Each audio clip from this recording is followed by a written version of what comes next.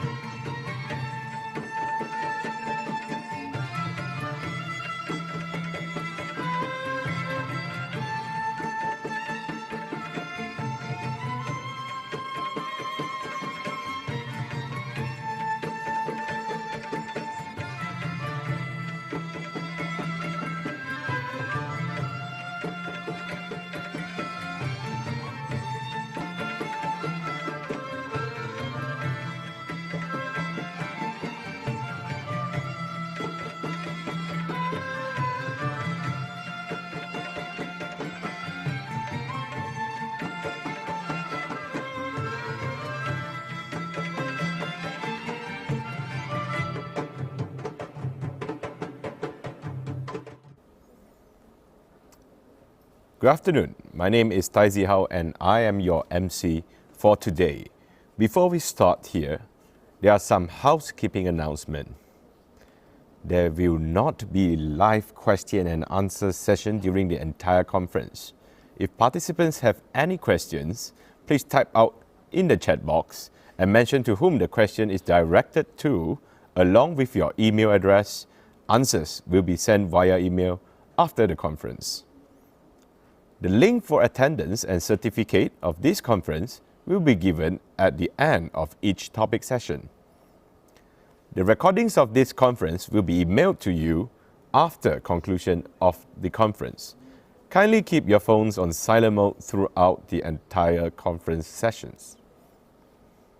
Yang Berhormat Datuk Seri Haja Nancy Shukri, Minister of Tourism, Arts and Culture, Yang Berhormat Datuk Seri Dr. Santara Justice of Peace, Deputy Ministers of Tourism, Arts and Culture, Yang Berbahagia Datuk Haja Saraya binti Arbi, Secretary General, Ministry of Tourism, Arts and Culture, Mr. Muhammad Azmi bin Muhammad Yusof, Commissioner of Heritage, Mr. Muhammad Muda bin Bahadin, Deputy Director General, Department of National Heritage, Mr. Muhammad Jalid, Director of the UNESCO Regional Science Bureau of Asia and the Pacific, UNESCO Representative for Brunei Darussalam, Indonesia, Malaysia, the Philippines, and Timor-Leste, Dr. Tim Curtis, Secretary, Convention for the Safeguarding of the Intangible Cultural Heritage, UNESCO, distinguished guests, speakers, moderators, ladies and gentlemen, a very good afternoon and welcome to the International Conference of Intangible Cultural Heritage, Good Safeguarding Measures and Practices. I'm Zihao, your Master of Ceremony for this conference. Intangible cultural heritage comprises of traditional knowledge, practice and skills in the areas of performing arts, crafts and even festivals. It is wisdom passed down from generation to generations. With urbanization, natural disasters and technology, much of this heritage is unfortunately lost. And that is why we are gathered here today with much appreciation to the organizers, the Department of National Heritage, Ministry of Tourism, Arts and Culture, in cooperation with UNESCO, Jakarta and University Malaysia Kelantan. We are gathered here today to share our knowledge, experience and thought on safeguarding our cultural heritage. As the opening of our ceremony today, let's all watch the Malaysian Icich and multiracial dance performance from Genius Seni Tari, the National Department for Culture and Arts Malaysia. But before the show, please have a peep on our promotional video.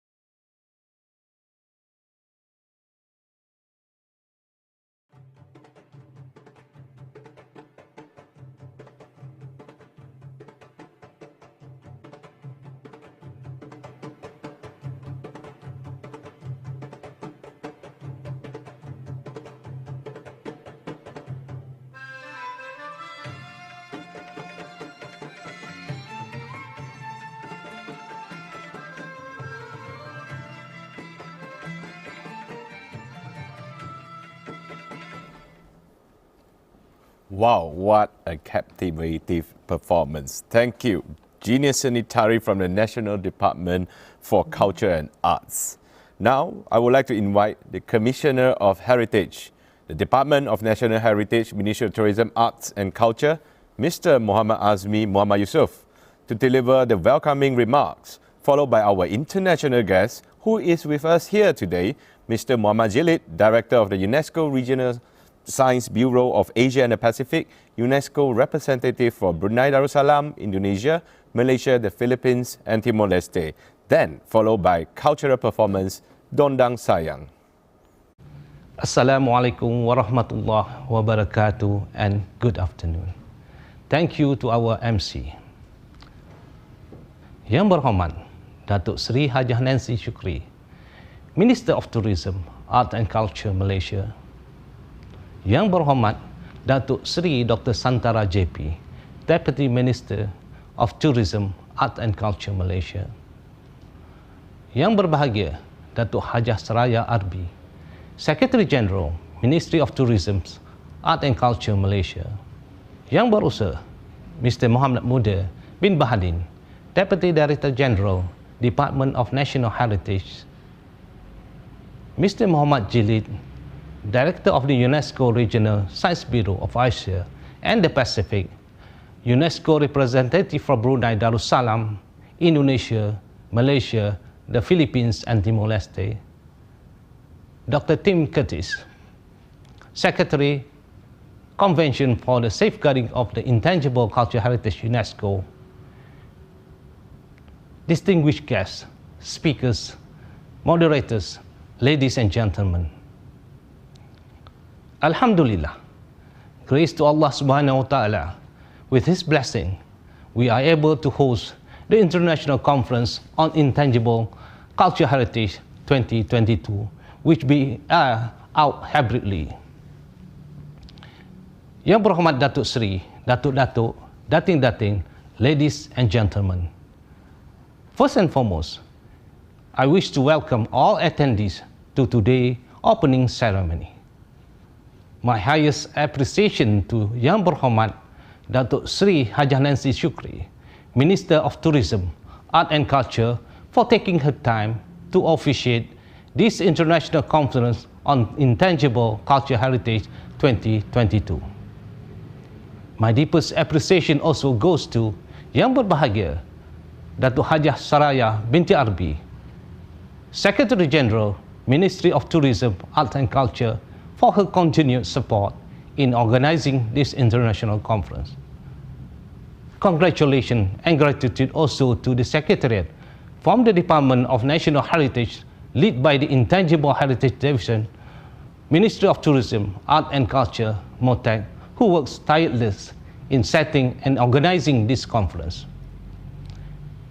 This international conference is organized in collaboration with UNESCO Regional Office in Jakarta, University Malaysia Kelantan, Aswara, National Department for Culture and Arts, Istana Budaya, and Tourism Malaysia. Distinguished guests, ladies and gentlemen, intangible cultural heritage is an important aspect in understanding peoples, their intrinsic value, and its community. The changing of lifestyle and modernization has increasingly eroded the intangible cultural heritage practice among world's communities. As a Icich committee members, MOTAC, through the Department of National Heritage, in collaboration with UNESCO Jakarta and University Malaysia Kelantan, took the initiative to organize the 2022 International Conference on Intangible Cultural Heritage. Under the theme, Good Safeguarding Measures and Practice, this 3 days conference will bring a total of 21 panelists consisting of 9 local panels and experts and 12 panels from abroad. All presenters were from the member countries of the 2003 convention. Expert activists, practitioners, and participants from member countries are invited to share their current issues and protection measures in preserving their intangible cultural heritage. Distinguished guests, ladies and gentlemen, I believe that this international conference will be a platform to bring together people from various backgrounds and culture towards a clearer understanding of intangible cultural heritage.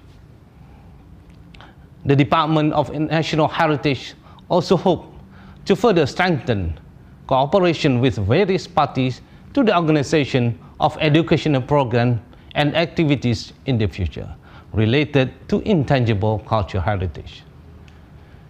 The conference is also aligned in making the preservation and conservation of intangible cultural heritage as one of the country agendas, as Malaysia has recently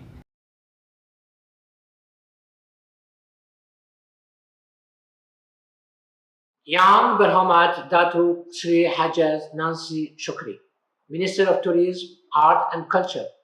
Yang berhormat Datuk Seri Dr. Santara GP, Deputy Minister of Tourism, Art and Culture. Yang berbahagia Datuk Hajah Saraya binti Arbi, Secretary General, Minister of Tourism, Art and Culture. My dear colleague Tim Curtis, Secretary Convention for the Safeguarding of the Intangible Cultural Heritage, at UNESCO, distinguished experts, and friends of culture. Assalamu alaikum wa rahmatullahi wa barakatuh. I'm really pleased to be here with you to attend this conference on intangible cultural heritage.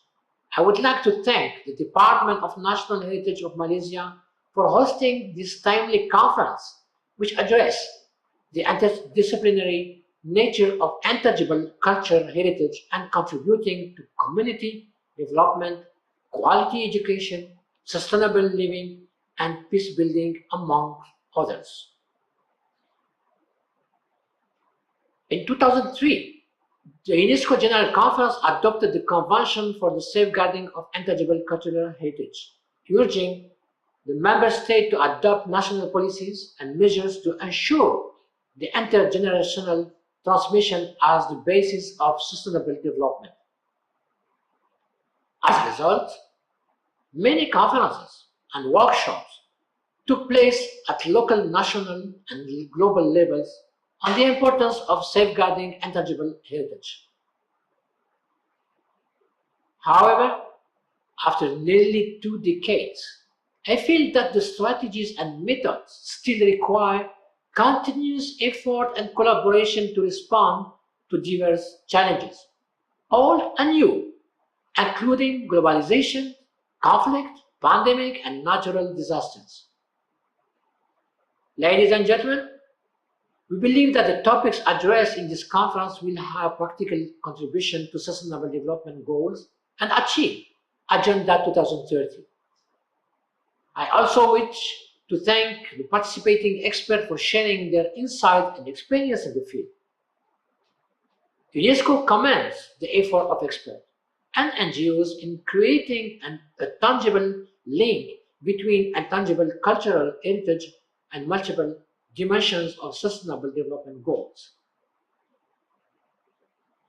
As the UNESCO Intangible Cultural Heritage Convention celebrates its 20th anniversary next year, I hope this conference inspires us to action for the next 20 years. I wish you a fruitful discussion. Wassalamu alaikum wa rahmatullah wa barakatuh.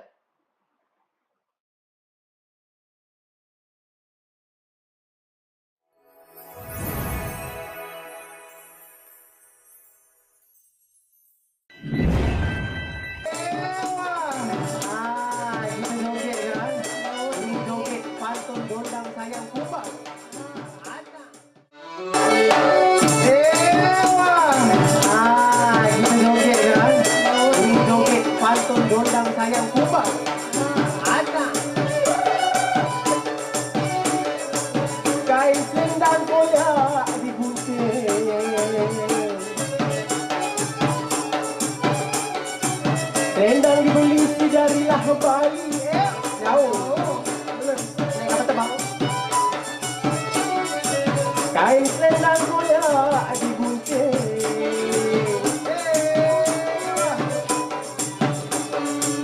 Berangan kumbang di hujung ranting. Adendang saya. Bunga ditunggu tak jadi. Kembang tak jadi. Kembang Berangan kumbang kat ujung ranting. Adendang saya. Bunga ditunggu tak jadi. Air kembang tak jadi. Lawan kan? Lawan.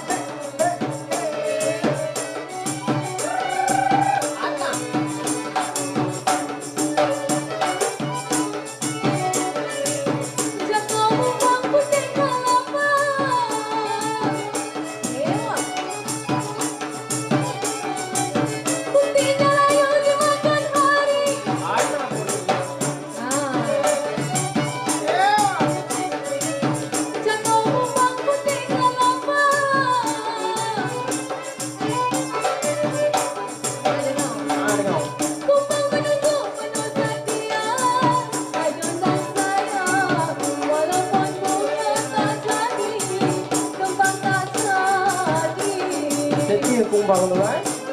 Betul. Kumbang menunggu menekan dia.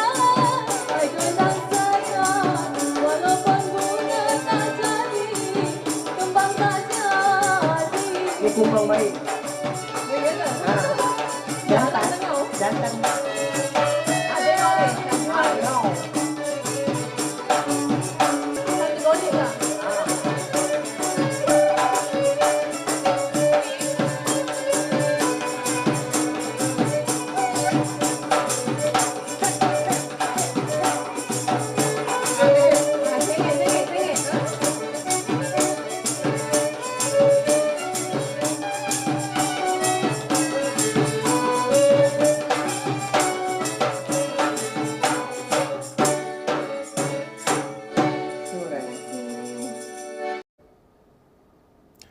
Thank you, Mr. Muhammad Azmi, Muhammad Yusof, and Mr. Muhammad Jalib for the opening welcoming remark, and also Don Dan Sayang for the marvelous performance.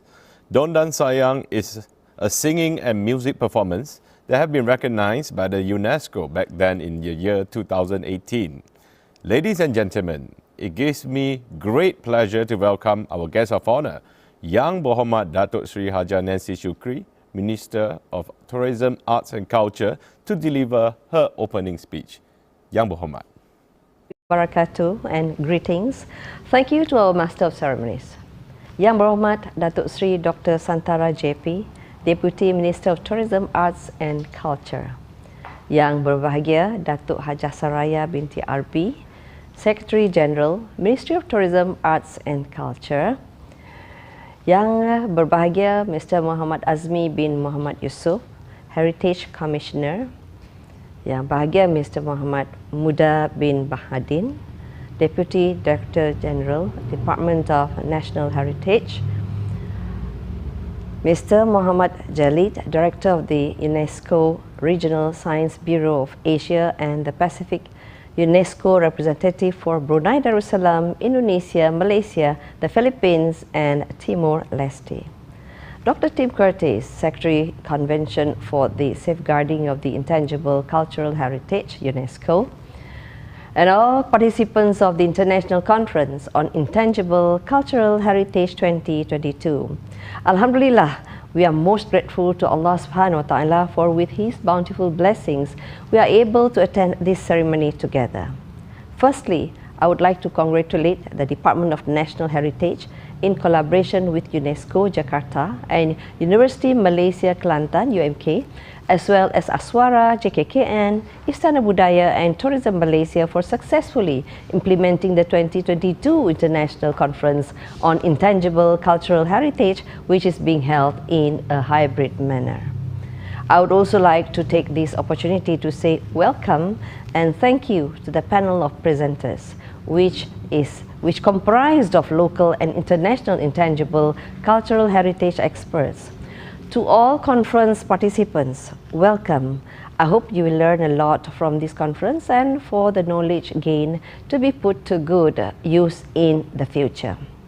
Honored guests, ladies and gentlemen, Malaysia ratified the 2003 Convention for the Safeguarding of the Intangible Cultural Heritage, UNESCO, in 2013. This convention aims to protect intangible cultural heritage, or for short ICH. The rapid social change driven by urbanization, as well as the advent of the internet in the late 20th century, has resulted in our intangible cultural heritage being increasingly unnoticed. Therefore, we need to look at the efforts that need to be implemented to preserve, conserve, and protect our heritage. Malaysia's recent success in being appointed a seat on the UNESCO Intergovernmental Committee for the Safeguarding of the Intangible Cultural Heritage IGC-ICH for session 2022 to 2026 is Malaysia's commitment to the preservation and conservation of cultural heritage, including ICH.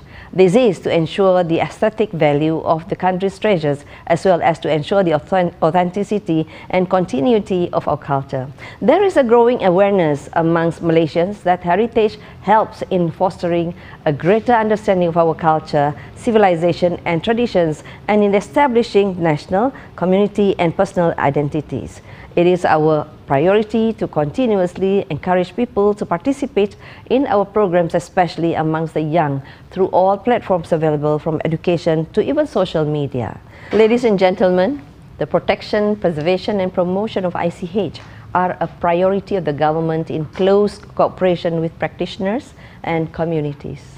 In cognizance of the importance of ICH as a driver of sustainable development, Malaysia strives to mainstream safeguarding measures into development plans, policies, and programs at all levels. We want to promote Malaysia as an ICH hub and raise awareness among society to understand and appreciate our ICH. To date, a total of 517 ICH elements among communities, groups, and individuals have been registered in the National Registry. We have a total of 200 more elements to be registered soon. We are very proud with the 6 UNESCO recognitions for ICH under the representative list of the Intangible Cultural Heritage of Humanity, which includes, number 1, we have Mak Yong in 2008, number 2, we have Dondang Sayang in 2018, number 3, we have Silat in 2019, number 4, we have Wangkang Ceremony joint nomination with China 2020. Number 5, we have Pantun, joint nomination with Indonesia 2020. And number 6, we have Songket 2021. Ladies and gentlemen, we work very closely with the communities, groups, and individuals on ICH. Our communities comprise of the individuals and groups who play a crucial role in protecting and promoting ICH. They include our non-governmental heritage organizations, stakeholders, practitioners, experts, centers of expertise, and research institutes and enthusiasts. We will engage and empower these communities through training and co-creation, funding, support, and project showcases. We have been actively working with the communities to increase participation on ICH programs through co-creating content, supporting ICH projects, inventory, and partnering schools for education programs. We also collaborate with experts who conduct specific research on ICH to create and develop programs, policies, strategies, and initiatives for Malaysia's ICH. However, to create a strong ecosystem of support for culture, more collaboration and partnerships with the private and economic sector must be initiated.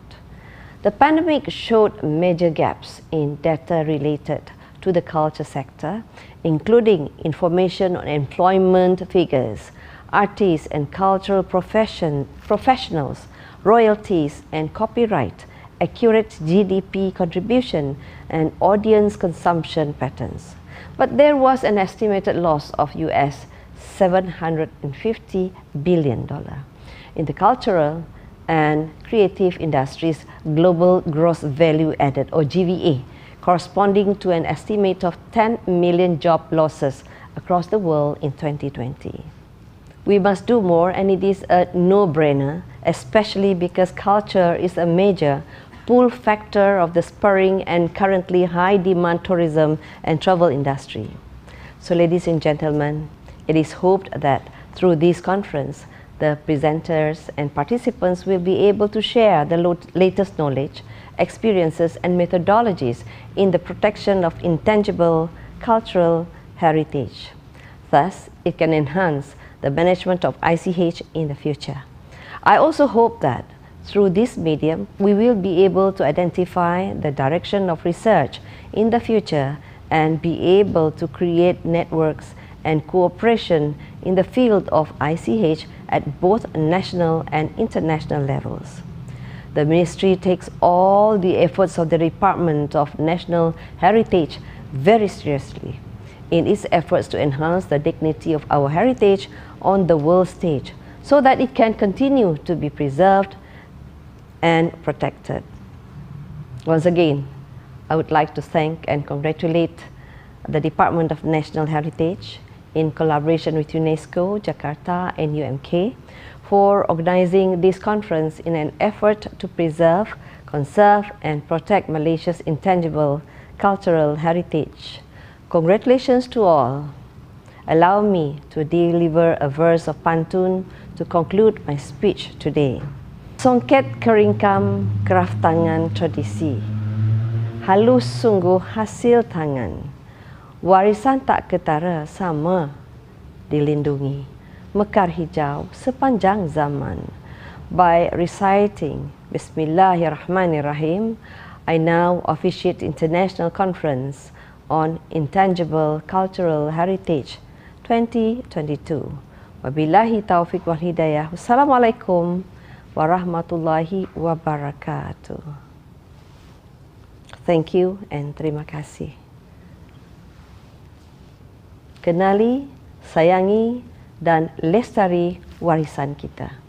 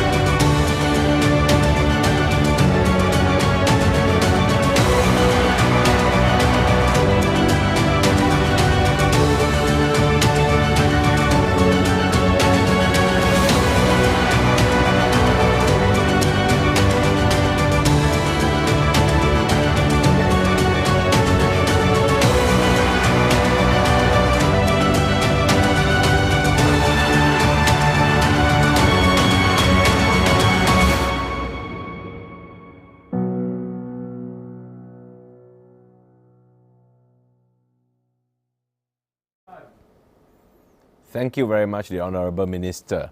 Ladies and gentlemen, to set the stage for the topics today, I would like to invite Dr. Tim Curtis, Secretary for the Convention for the Safeguarding of the Intangible Cultural Heritage, to deliver the first keynote speech. Doctor. Thank you. Good morning. Dear guests of honor, dear colleagues, dear presenters, dear participants, it's a pleasure and an honor for me to be here today to give this short keynote speech on the theme of the 2003 Convention or Intangible Cultural Heritage and the Sustainable Development Goals. I'd like to start really by congratulating the Heritage Commission of Malaysia for organizing this conference and choosing this theme, and of course my colleagues in UNESCO Jakarta for working together to set up this important and topical conference. Today I'm going to talk a little bit about the 2003 Convention and how it deals with the Sustainable Development Goals, as well as some of the things we've been doing ourselves in the Secretariat and the directions we are going within the framework of the Convention in sort of raising awareness and further strengthening this contribution that intangible cultural heritage, which we also call living heritage, can make to achieving the Sustainable Development Goals. Next slide, please. So I think, as we've heard from the Honourable Minister, Malaysia ratified the convention in July 2013 and has been an active member ever since, and now has 6 elements inscribed on the representative list between 2008 and 2021. Also, Malaysia, just last July, was elected as a committee member and will be serving on the Intergovernmental Committee from the 2022 until 2026. The next meeting of the Intergovernmental Committee is happening in about close to a month, a bit over a month from now, in Rabat, Morocco, from the 28th of November until the 3rd of December. So Malaysia will be actually actively having a key role in defining and steering how we work on some of the issues I'm going to be talking about later. And as a committee member, we'll have a very important role to play in the life of the convention. I'd like to ask for the next slide, please. So I think we already heard today, these are the elements that have been inscribed on the representative list. So I won't go through them all, except to say that it's also encouraging to see that there are 2 multinational elements. We are seeing more and more countries come together to recognize that they have shared intangible cultural heritage, and that this intangible cultural heritage, which is anchored in the communities that practice it, often spreads through history and through exchange beyond the borders of a single nation. And really, the safeguarding can be reinforced and strengthened, as well as the promotion of good relations between countries through intangible cultural heritage. And that, in a sense, corresponds to one of the SDG goals, the SDG 16 on partnerships. So I think we've already heard about these. So I'll ask to go to the next slide and perhaps go straight into the topic. So ICH and sustainable development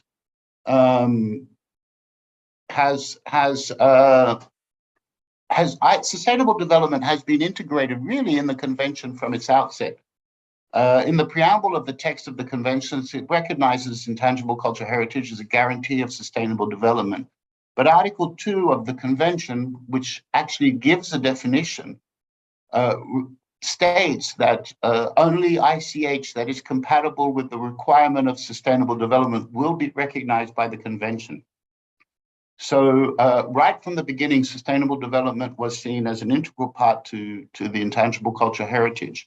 And then later on, in about 2015-16, the General Assembly adopted a whole chapter on the operational directives, which are linked to sustainable development. So I'm going to talk a little bit about these later, but we can go now to the next slide, perhaps.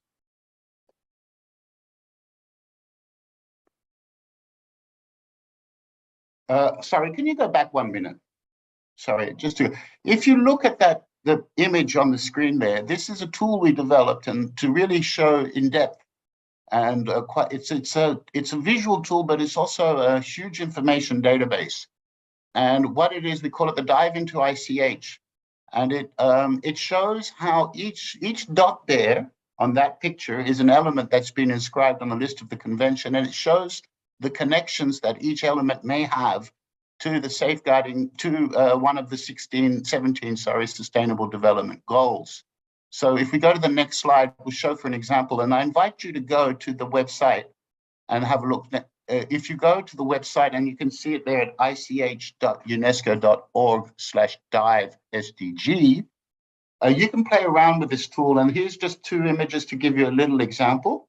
So if you click on Sustainable Development Goal 2, you will see how it links to a number of dots. Each of those dots there it shows that we have, all of those dots are somehow contributing to achieving food security, end hunger, and improved nutrition. If you click on any of the dots in the app, this is a PowerPoint, you will then be able to pull out the full element involved, the file, how it connects, and learn about that element and understand how it connects to SDG 2. So I would invite you to look. I think we have one more slide in this respect. Please go to the next slide. So the next slide is just another example of the same. You could click on SDG 15, life on land, which is the sustainable use of terrestrial ecosystems and forests, desertification, and so on, life on land. And there again, you'll see a number of inscribed elements around the world which directly contribute to this SDG. So this is really, so for instance, here it says we have 87 connections with 24 strongly connected.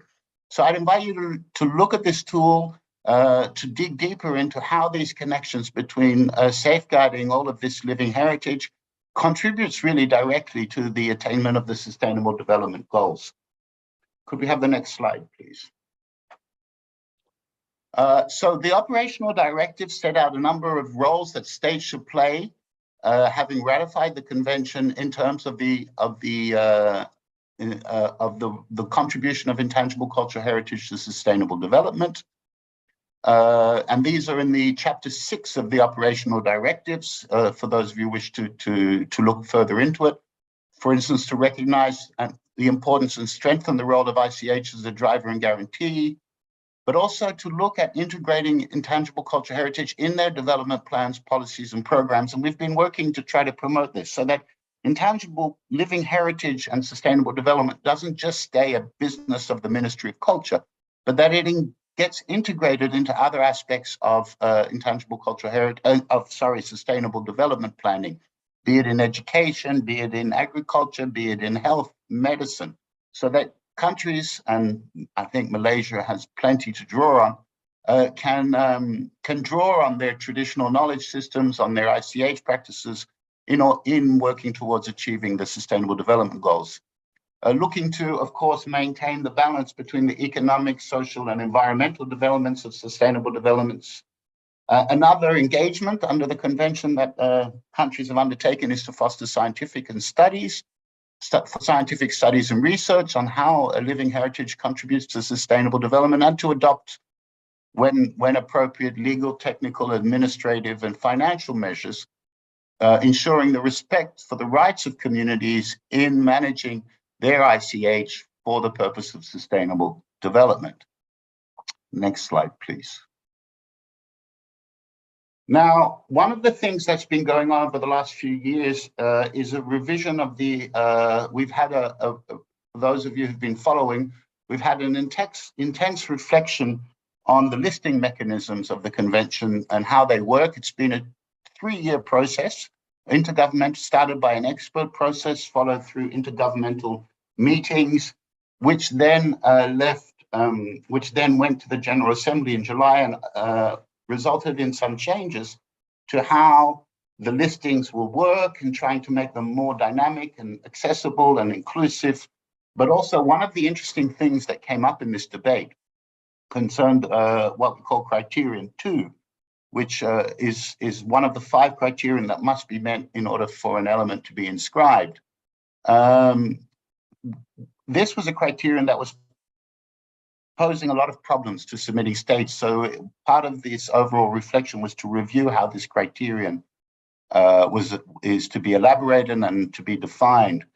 But one of the things that emerge is now when states submit their elements for inscription, they will need to describe how this element contributes to sustainable development. So really it's taking this sustainable development approach from an earlier vision, which would say it should not harm sustainable development, to it should actually contribute to sustainable development. And as we saw in that, in the program, in the visual I showed you earlier for intangible cultural heritage and the SDGs, the dive into ICH, in fact, all ICH does contribute in one way or another to one of the 17 goals. So it's really about understanding this and putting this forward and making this also part of the safeguarding plan. Next slide, please. So we have been working now, and we will be working at the next committee, on a number of thematic areas which are directly linked to intangible cultural heritage and sustainable development.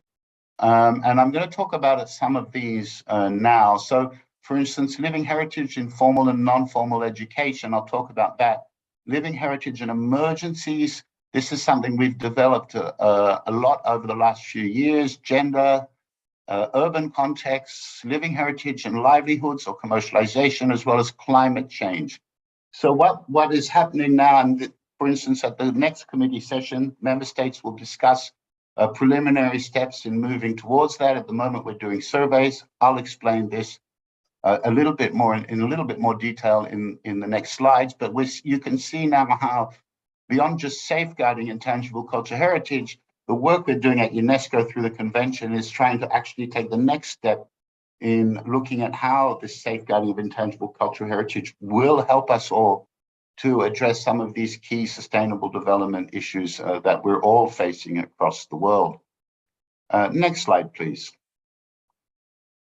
So living heritage and education, and this was one of the first major themes we opened up in the convention for the safeguarding of intangible cultural heritage, and there's a number of reasons. First of all, when we talk about safeguarding intangible cultural heritage, somewhat in distinction to protecting buildings, sites, and monuments, we're really talking about keeping a practice alive. And the way to keep a practice alive is to keep it going into the next generation. So intergenerational transmission of the knowledge, of the know-how, of the practice is the heart of living heritage safeguarding. Everything else is important, documentation, inventory, all of that supports it. But essentially, we can say that living heritage or intangible cultural heritage has been safeguarded when the next generation takes it on and practices it, and with enough knowledge and skills that it can pass it on to the generation after. That is the core of safeguarding, and clearly education is at the heart of that. So there is a close link between living heritage safeguarding and education. We also found through a number of pilot projects that in many cases, when we trained the teachers on how to work with the children to identify living heritage in their communities, in their villages, and to bring that into how to teach with intangible cultural heritage, not just about it, that created a good connection also between the schools and the communities. And that was something that teachers came back and told us a lot, that this was not only helping them in their teaching, but creating a better connection between the schools and the communities that send their children there. And when we talk about learning with intangible cultural heritage, what we mean is not just teaching about the intangible cultural heritage, but using also the intangible cultural heritage to teach subjects such as physics, such as biology, such as history, and so on, and using examples from the local cultures to illustrate the concepts behind these other subjects. And that is also proven to be quite effective, not only for the safeguarding of intangible heritage, but for the relevance and quality of education. So UNESCO is now working more with our education sector. In fact, next year, there will be a major conference on arts and culture education, a forum and a framework where we're working between ministries of education and ministries of culture to develop this further. Of course, ICH, many forms of ICH, crafts and handicrafts and performing arts are also very connected to technical and vocational training, or what we call TVET training. So these are all areas where living heritage is also directly connecting with a Sustainable Development Goal 4 on quality education. Next slide, please. So in terms of living heritage and sustainable livelihoods and decent work and economic growth, we're working now on developing guidelines on commercialization and intangible cultural heritage. There's been a lot of debates among experts, among practitioners, whether commercialization actually just can distort and destroy, or over-commercialization intangible cultural heritage. On the same side, there's many forms of intangible cultural heritage that are being threatened precisely because there's a lack of commercial and livelihood opportunity associated.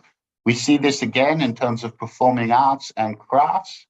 So there's been quite a bit of tension around this issue of intangible cultural heritage and commercialization in the convention, and we're starting we've just launched a survey amongst hundreds of people around the world, amongst member states, amongst practitioners, amongst experts, on trying to better identify when it is that this commercial aspect actually contributes to the safeguarding of intangible cultural heritage, when it's neutral and when it might actually distort. And by distorting, over-commercialization means it becomes, let's say, industrialized, the cultural meaning gets divorced from it, and it gets decontextualized. So that's, from the ICH perspective, that's not what we want. But what we do want is to allow people who are practitioners to make a decent living and have good work based on their living heritage. So this is an area now that the convention will work over the next few years to develop these guidelines around that. And we're developing a guidance note on that. So that's one of the themes we're attacking now, and we will be developing over the next few years. Next one, please. Next.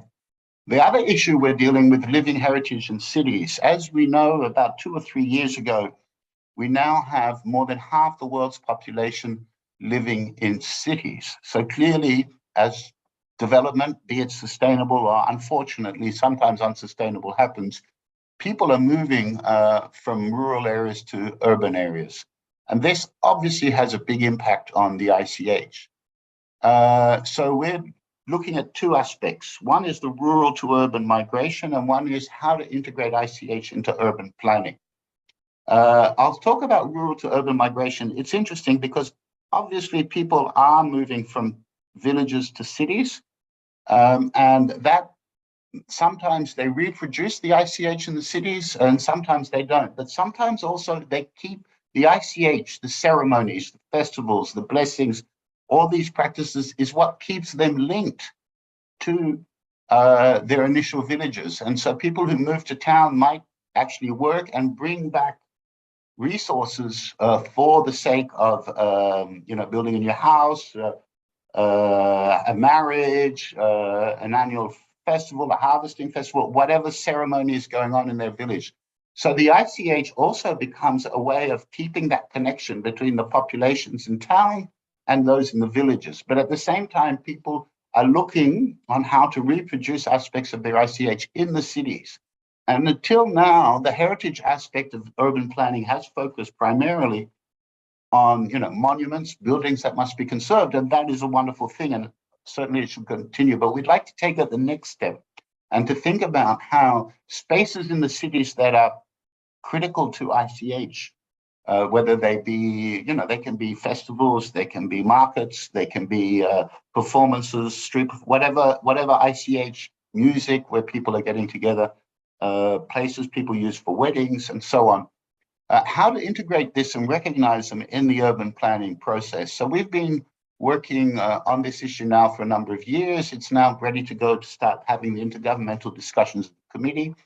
We had a pilot project, which is called Intangible Heritage and Creativity for Sustainable Cities, where we did some inventorying of ICH in cities across the world, including Georgetown, Malaysia. So we've done quite a lot of work there, as well as Harare, Zimbabwe, Kingston, Jamaica, Ayacucho in Peru, Tbilisi in Georgia, and Irbid in Jordan. So we've balanced them around the world in order to better understand how you can map and inventory ICH in an urban context, with the next step being how to then contribute to the urban planning process. Could I go to the next slide, please? And of course, living heritage and climate change. One of the domains under the convention is knowledge and practices concerning nature and the universe. And so it is obvious that communities around the world have developed over centuries knowledge systems about their immediate environment and their natural environment, the seasons, the weather, the plants, the soil, the water, et cetera, which they integrate into their practices, their ceremonies. They use living heritage as a way of transmitting this knowledge, of maintaining this knowledge, of enacting this knowledge. And so it's important that as we take in issues facing climate change, that this kind of knowledge and practice, not just from the scientific point of view, but from the living express point of view, also gets safeguarded and contributes to managing with climate change, because it can be both an indicator of what's happening, but also it can give keys, and we've found in many parts of the world, for how to deal with it and how to adapt to what the impacts of climate change. And this is also connected, unfortunately, we're starting to see more and more natural disasters. And it's clear that communities will have to be resilient to these natural disasters. And there are many of these. So we have been working. So this is linked to, the question of the operational principles and modalities for safeguarding ICH in emergencies. We developed these principles and modalities since 2000. We started in 2016, and they were adopted in 2020 by the General Assembly of State Parties. And essentially, they show two things. In terms of emergencies, be they conflict or be they so-called natural disasters or climate-induced disasters, communities often turn in times of trouble to their living heritage. And as well as, of course, the living heritage being threatened by the very displacement and the turmoil that such a disaster brings to them. So we see that living heritage has a dual role. It's both threatened by an emergency, but it also becomes, in many cases, an important source of resilience and adaptability to the living heritage, for the community. So this is how we are now starting the work on intangible cultural heritage and climate change. So the three issues I've discussed, cities, commercialization, and climate change, will be presented for the first time for intergovernmental discussion at the committee in December, in the month. And we will be working, UNESCO will be working on developing guidelines and principles related to how to mobilize this in as a contribution towards these three areas of the Sustainable Development Goals. Next slide, please. Okay, so we've been doing some pilot projects on climate change and emergencies. In particular, we've developed the operational directives. We've done some on-the-site capacity building and training to better understand and have more on-ground experience of intangible cultural heritage and disaster contexts. And we've done this in the Honduras and the Philippines, two countries prone to a large number of natural hazards. And we aim to strengthen these capacities for integrating into the disaster risk reduction, the community-based inventories and the knowledge, therefore, of ICH. So we've been doing workshops and inventorying activities. So this has led to greater awareness, and this is now contributing around the world. And we hope through this action and through the adoption of the convention in states, we now have 180 states who have adopted the Intangible Cultural Heritage Convention. These can be integrated into policies at the national level. Next slide, please. Okay, I think I've given you some of the ideas today on how intangible cultural heritage contributes to sustainable development. As you can see, this is now emerging as a major area of work for UNESCO and for the convention. And indeed, with Malaysia now on the board, on the intergovernmental committee, I think the engagement will be important in defining how globally we all work together to really safeguard this living heritage, not only because it has such importance for our lives as communities, as individuals, as groups, but also because there are so many resources in these practices which can help all of us attain these sustainable development goals. So ladies and gentlemen, dear guests, I'd like to thank you for giving me the opportunity to share these thoughts with you. Thank you very much. Thank you very much, Dr. Tim Curtis, for your insightful keynote speech. Now let us welcome Yang Berbahagia Datuk Haja Saraya Arbi, the Secretary General of the Ministry of Tourism, Arts and Culture, to deliver the second keynote address. Yang Berbahagia Datuk. Bismillahirrahmanirrahim. Assalamualaikum warahmatullahi wabarakatuh. Salam sejahtera and good afternoon.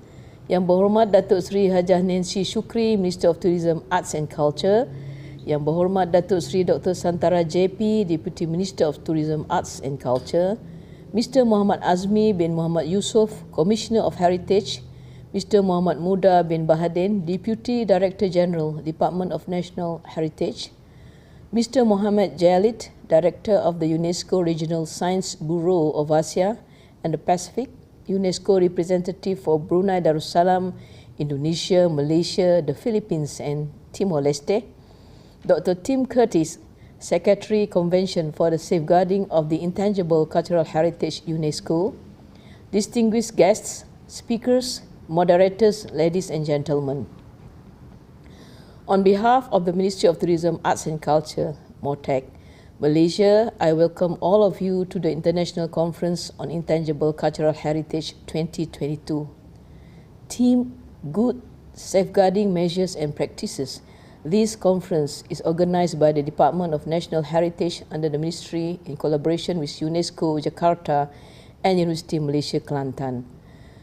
Malaysia ratified the UNESCO 2003 Convention for the Safeguarding of Intangible Cultural Heritage on 23 July 2013. The main goal of the convention is to safeguard the practices, expressions, knowledge and skills of communities, as well as to promote awareness of intangible cultural heritage, ICH in short. By ratifying this convention, we demonstrate our commitment to safeguard Malaysia's ICH. A nation's civilization is often viewed through the remnants of its heritage, community and way of life. For example, diversity constitutes different ICH, be it rhythmic performing arts, variations in heritage foods, language, clothing, crafts or fine arts. These exclusive and valuable national assets must be protected and conserved to be passed down from one generation to the next. Nelson Mandela once said, "Our rich and valued cultural heritage has a profound power to help build our nation." Every nation strives to preserve her wealth of intangible cultural heritage, Malaysia included. Much has been done, with more to be done. We need to ensure our protection efforts are effective, efficient, and most importantly, relevant. There is a growing awareness amongst Malaysians that heritage helps in fostering of greater understanding of our culture, civilization, and tradition in establishing national community and personal identities. It is our priority to continuously encourage youth to participate in our programs through education and the new media, particularly digital or social media. Distinguished guests, ladies and gentlemen, the global pandemic has accelerated the pace of digital adoption in ICH preservation. One key feature is the development of inventory system, which manages information of national heritage in a systematic and comprehensive manner. However, we have to be wary that many of the efforts that have aimed to preserve intangible cultural heritage might be more accurately described as documenting or digitizing intangible heritage. This causes a significant gap between documenting and preserving. Information sharing has become a great necessity. I trust most countries have established an inventory which facilitates communities' access to heritage data. This is important as ICH preservation is a multi-pronged effort. Government cannot do this alone. We need the NGOs, industry players, cultural practitioners, researchers, etc. to come on board. As a multicultural nation, public support is highly critical to ensure these safeguarding inputs and efforts are appropriate and sustainable. Distinguished guests, ladies and gentlemen, protection, preservation, and promotion of the ICH are a priority of the government in close cooperation with practitioners and communities.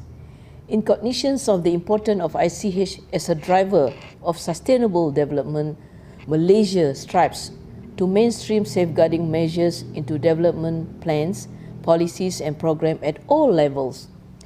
The Ministry of Tourism, Arts and Culture Malaysia launched the National Cultural Policy DACN in October last year.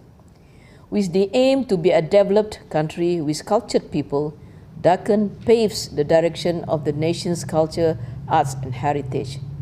I wish to share that all our 9 cultural agencies under the ministry are galvanized to promote and preserve our ICH. They are the Department of National Heritage, JWN, the Department of National Culture and Arts JKKN, Istana Budaya, the Academy of Arts, Culture and National Heritage Aswara, Department of Museums Malaysia JMM, National Archives of Malaysia Archive, National Library of Malaysia PNM, the National Art Gallery and the National Handicraft Development Corporation. The National Heritage Act 2005, Act 645, was formulated to preserve, conserve and protect various categories of tangible and intangible heritage through legislative and enforcement activities. Administration of heritage in Malaysia also involves the establishment of the National Heritage Council. With all the act, policies and mechanism in place, there is no question about our commitment in preserving our cultural heritage. The fact that we are on board the Intergovernmental Committee for the Safeguarding of the Intangible Cultural Heritage for the 2022-2026 term says a lot about our seriousness in this agenda. Distinguished guests, ladies and gentlemen, the complex nature of safeguarding intangible cultural heritage must be well articulated, researched and appreciated. There are multi-phase issues and challenges to address. The pandemic and health crisis, for example, has left a significant impact on the norms of human life. The field of arts, culture and heritage was not spared. I applaud the organizing committee for making this conference a success. May it continue to be an annual platform to convene ICH experts across the continents to discuss and share findings, knowledge, insights, as well as experiences related to adaptation and sustainability of various ICH protection mechanisms. Di kesempatan ini, saya ingin merakamkan setinggi-tinggi penghargaan khususnya kepada Jabatan Warisan Negara selaku Jawatankuasa Induk ICICH 2022 serta semua pihak yang terlibat dalam menjayakan persidangan ini. I wish to accord our special appreciation to all our esteemed speakers, moderators and participants. On that note, I wish everyone a fruitful conference. Assalamualaikum warahmatullahi wabarakatuh. Thank you dan terima kasih. Thank you very much, Yang Berbahagia Datuk Saya RB, Secretary General of the Ministry of Tourism, Arts and Culture. The first topic of today, strengthening the safeguarding of the intangible cultural heritage. The main objective of the 2003 Convention is to safeguard the intangible cultural heritage. It is the responsibility of the states parties as stipulated under Article 11 of the Convention.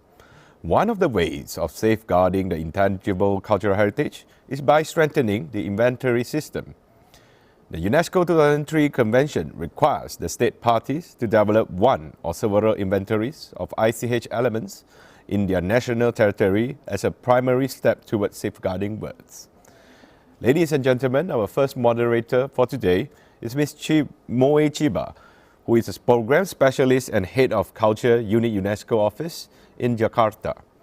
Ms. Moe Chiba is presently the Chief of Culture Unit at the UNESCO Jakarta Office for Brunei Darussalam, Indonesia, Malaysia, the Philippines and Timor-Leste since 2018. She joined UNESCO headquarters in the year of 2000 and began her career in the Division of Creative Industry and subsequently in the Division of Cultural Policies in charge of developing a new international convention of UNESCO on the diversity of cultural content and artistic expressions. Moving to the UNESCO New Delhi office for South India in 2006, her focus has shifted to mainstreaming culture into the development process in practice beyond theory. Before we commence our topic, let us now take a breather and watch a video of ghazal music. Ladies and gentlemen,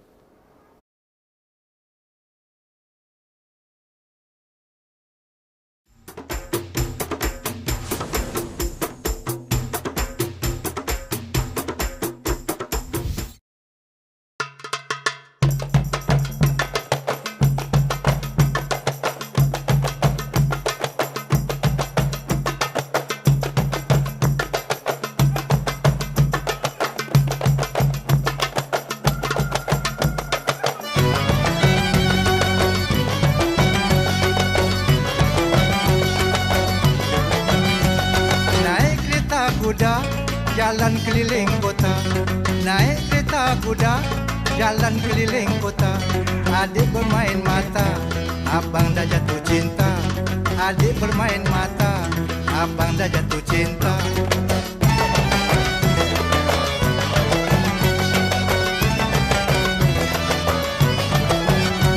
Tarik kereta kuda, kereta mahu lalu. Tarik kereta kuda, kereta mahu lalu. Abang menanggung cinta, adik menanggung rindu. Abang menanggung cinta, adik menanggung rindu.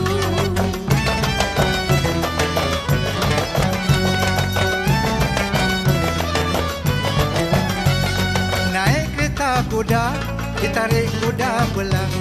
Naik kereta kuda, ditarik kuda belang. Jangan dia bermain mata, nanti abang ikut pulang. Jangan dia bermain mata, nanti abang ikut pulang.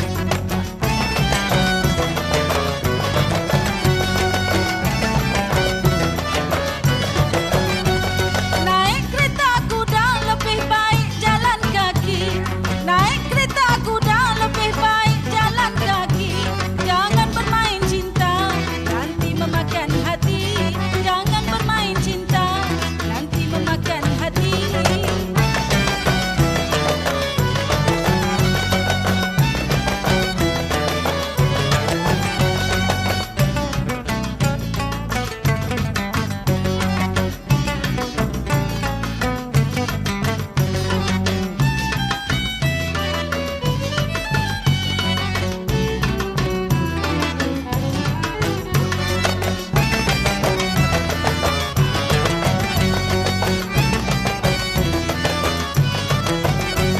Tarik kereta kuda, kereta mahu lalu. Tarik kereta kuda, kereta mahu lalu. Abang menanggung cinta, adik menanggung rindu. Abang menanggung cinta, adik menanggung rindu.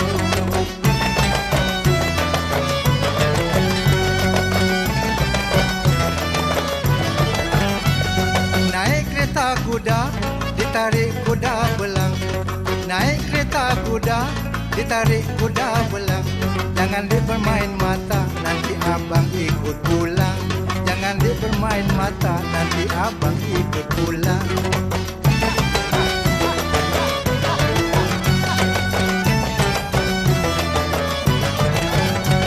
Naik kereta kuda lebih baik jalan kaki.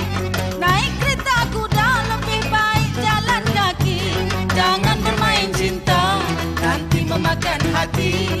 Jangan bermain cinta, nanti memakan hati.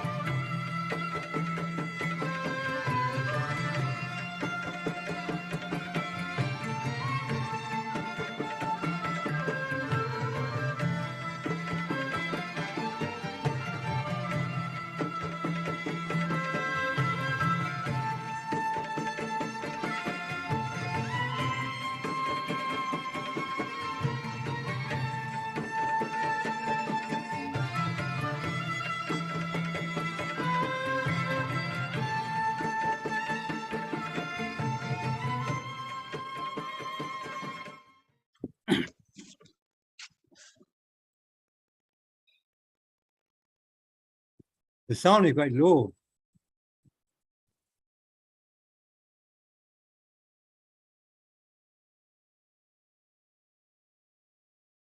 Okay. Okay, now I can hear, yeah. Good afternoon, everybody, ladies and gentlemen.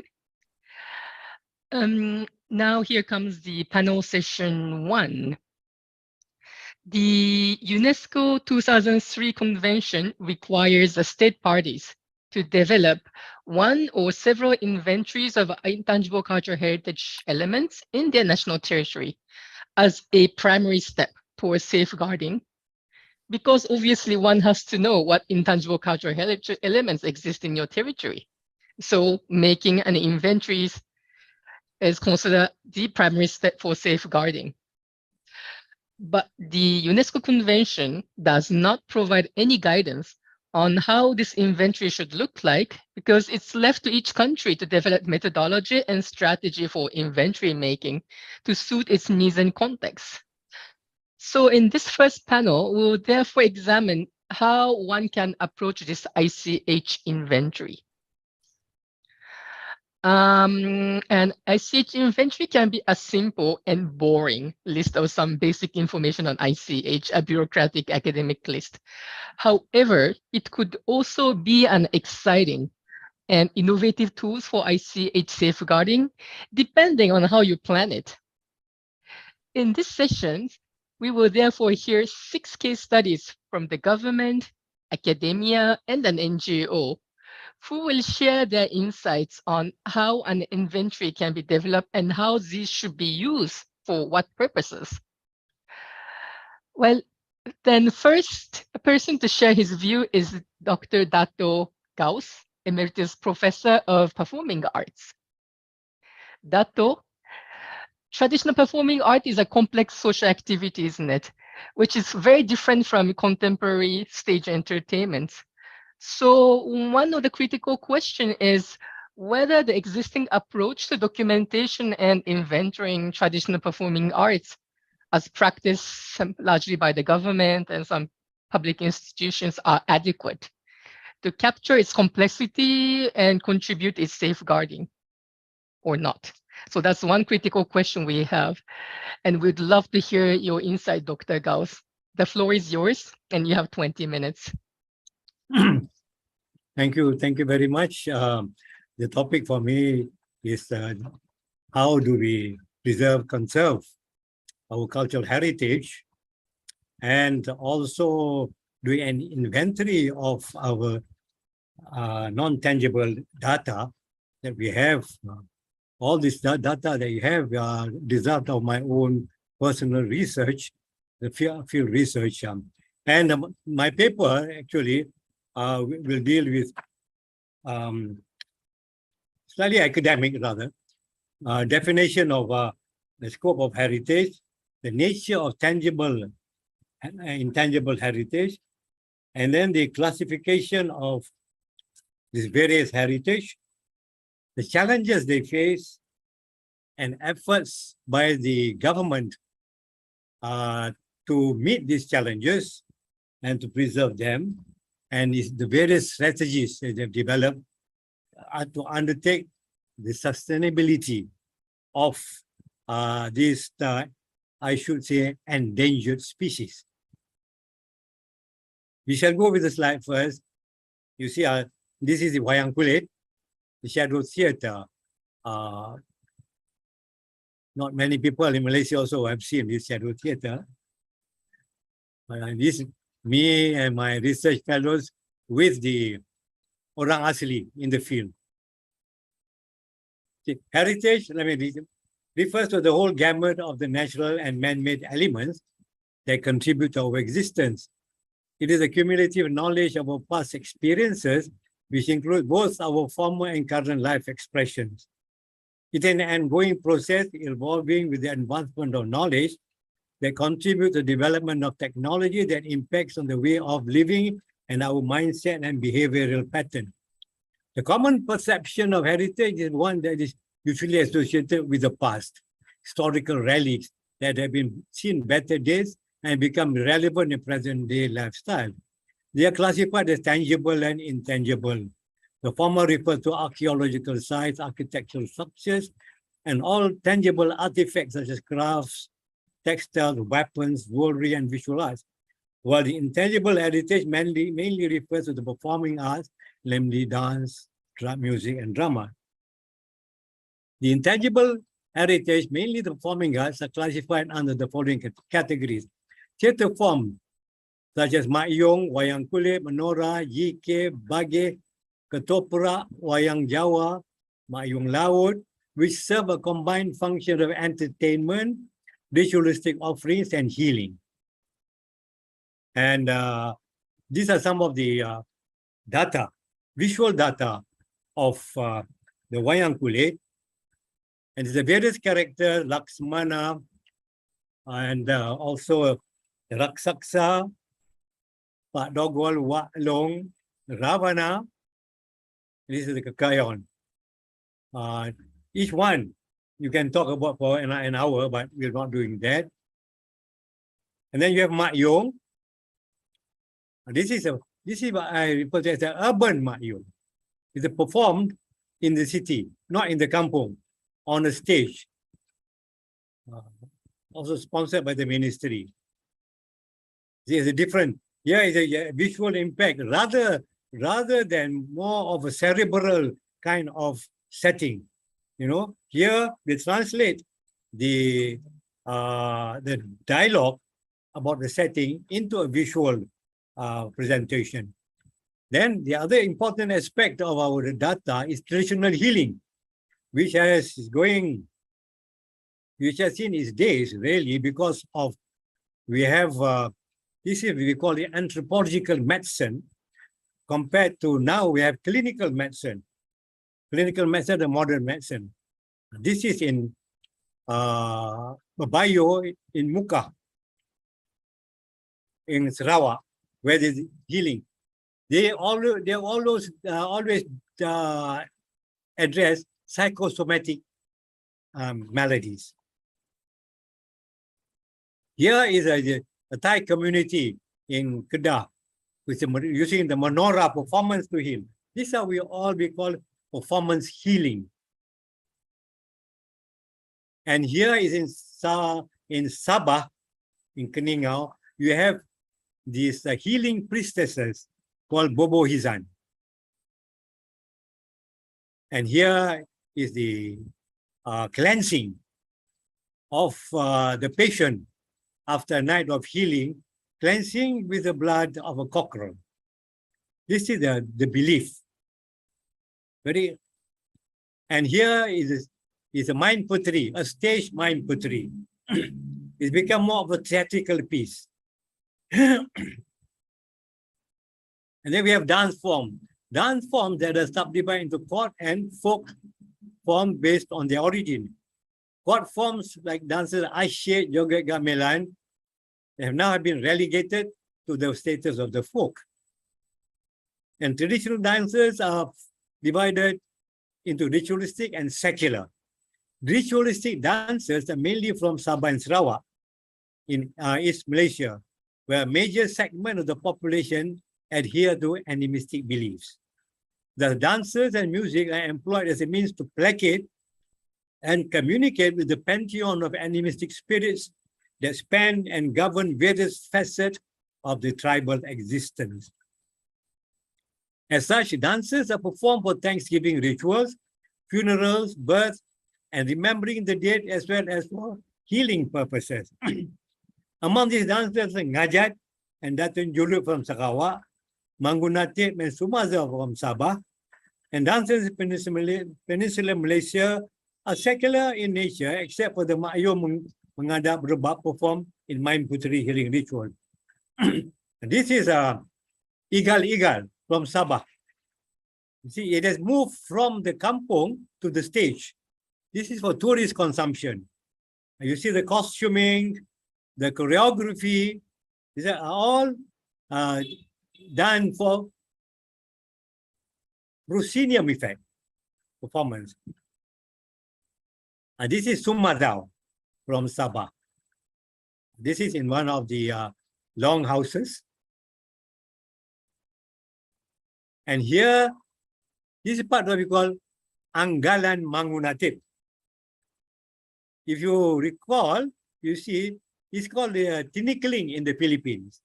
So there is a very close connection between Sabah and the Mindanao area. And here's a bamboo dance. And this is called the Mangunatip segment. And this is the Anggalan segment. And you'll notice that it's performed at the restaurant for the benefit of tourists. This is one way of keeping it sustainable so that the performers can earn and survive in this very modern world. And here, this kawa is called ngajat. It's a ngajat, a warrior dance. And this is Datun Jalul, a beautiful dance accompanied by the sape. And this dance, we call it a langi dulang. There's a receptacle the man is holding.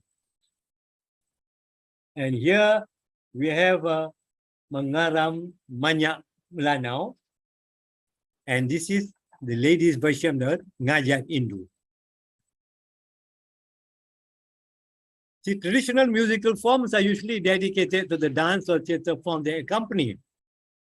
Thus, one speaks of Makyong or Wayang Kulit music or gamelan music, which accompanies the Joget gamelan dances.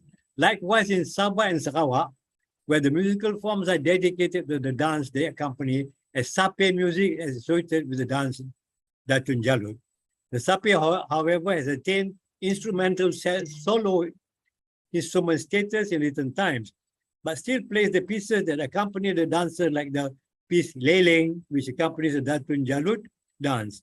Except for the sape, which is a melodic instrument, the rest are mainly percussive, with only the enkromong striking out the basic repetitive melodic line. I could have another 50 slides of the traditional musical instrument, but I know I will be moving into other people's time. Perhaps later on we can add on. Currently, various forms on intangible cultural heritage are facing challenges to their survival, and several have already succumbed to them. The following factors pose threats to their survival. Most of these traditional performing art forms are rooted in animistic beliefs and performed as rituals to placate the various animistic spirits that the devotees believe govern their lives and well-being. The advancement of scientific knowledge has undermined and eroded the belief of spiritual determinants in the occurrences of natural phenomena, thus rendering this dance and music ritual irrelevant. Before they used to pray for rain. Now you know rain will come only a certain time of the year. Or you can do cloud seeding to get rain. So scientific knowledge has supplanted the belief. So it has eroded the belief of the people. And it is because the belief of the animistic people are very beautiful. It involves the environment, you know. Whereas scientific data also tells that one becomes so evidence-based, it becomes dry data. Whereas the traditional data combines poetry, music, dance. This is the data that we need to keep the inventory and to look at the data that accompanies it. It is a pregnant type of data. Education that brought about new forms of lifestyle and aesthetic taste have distanced the current generation from the traditional ways and beliefs, thus negatively affecting their sustainability and eventually their survival. So education is very good, but it also has a side effect. It will erode the belief that creates the beautiful life of the native in addressing the environment. Third, as the rural culture, lifestyle, and belief that sustain the performance rituals are eroded by urbanization, that also changes the occupational landscape from agricultural to industrial. These rituals lost their significance in the lives of the community. They are no longer integral to the lives of the community. Because you're more concerned with the silicon, with all the digital things that you don't see the other facet of their life. Because of these factors that undermine the survival of the intangible cultural heritage, the Ministry of Tourism, Arts, Culture have developed blueprints to preserve and conserve both the tangible and intangible cultural heritage through its subdivisions. Each charged with different aspects of preservation, conservation, promotion. First is the Jabatan Kesenian and Kebudayaan Negara, the Cultural Department, responsible for rejuvenating the endangered intangible cultural forms by implementing outreach training programs of traditional theatre, dances, and music, as well as staging their performances. For example, Bangsawan Mak Yung, and Wayang Kulit are periodically staged in Kuala Lumpur. Unfortunately, these performances are only confined to the capital city. The Department of National Heritage or Warisan, of which I'm a board member, is charged with the responsibility of conservation, preservation of both the tangible and intangible cultural heritage. It is tasked with identifying and salvaging the endangered cultural heritage to be given a new lease of life, as he did for Mak Yung, the traditional dance theatre, and was accorded the UNESCO status of Intangible Heritage of Humanity. It documents the endangered forms and wherever necessary, accord them the national heritage status that could avail them the necessary financial aid to sustain their survival. Then we have the research department which publish both the tangible and intangible cultural heritage in collaboration with the heritage departments. Among the publications are Mak Yung Legong archaeological sites, traditional culinary and costume. Then the Department of Museum and Antiquities serves the repository of cultural artifacts of historical significance, be they physical objects or ways of life that are no longer extant. It may periodically stage and enact performances and rituals that have been identified as national heritage, such as Mak Yung, Wayang Kulit, Sape, and Gambus music, to create awareness of these traditional arts forms that are no longer popular and to arrest their passage into oblivion. So to safeguard our tangible heritage, the Ministry of Tourism and Culture needs to implement the following strategy. You see on the left, this is the Kuda Kepang, the hobby horse dance. This is also involved in terms of healing and senans. And the on your right, this is the Mak Yung of empathy. This is the on-site, the local kampung area where they built the stage in the vicinity of the kampung. And there's the Wayang Kulit, and this is another healing, using Wayang Kulit to heal. And on your left is the orang asli called cetong. This is a percussive instrument that accompanies the sewang on your right, the sewang dance that is specifically to heal psychosomatic maladies. These are the orang asli, they are the Senoi people. And you see that the floor is made of bamboo.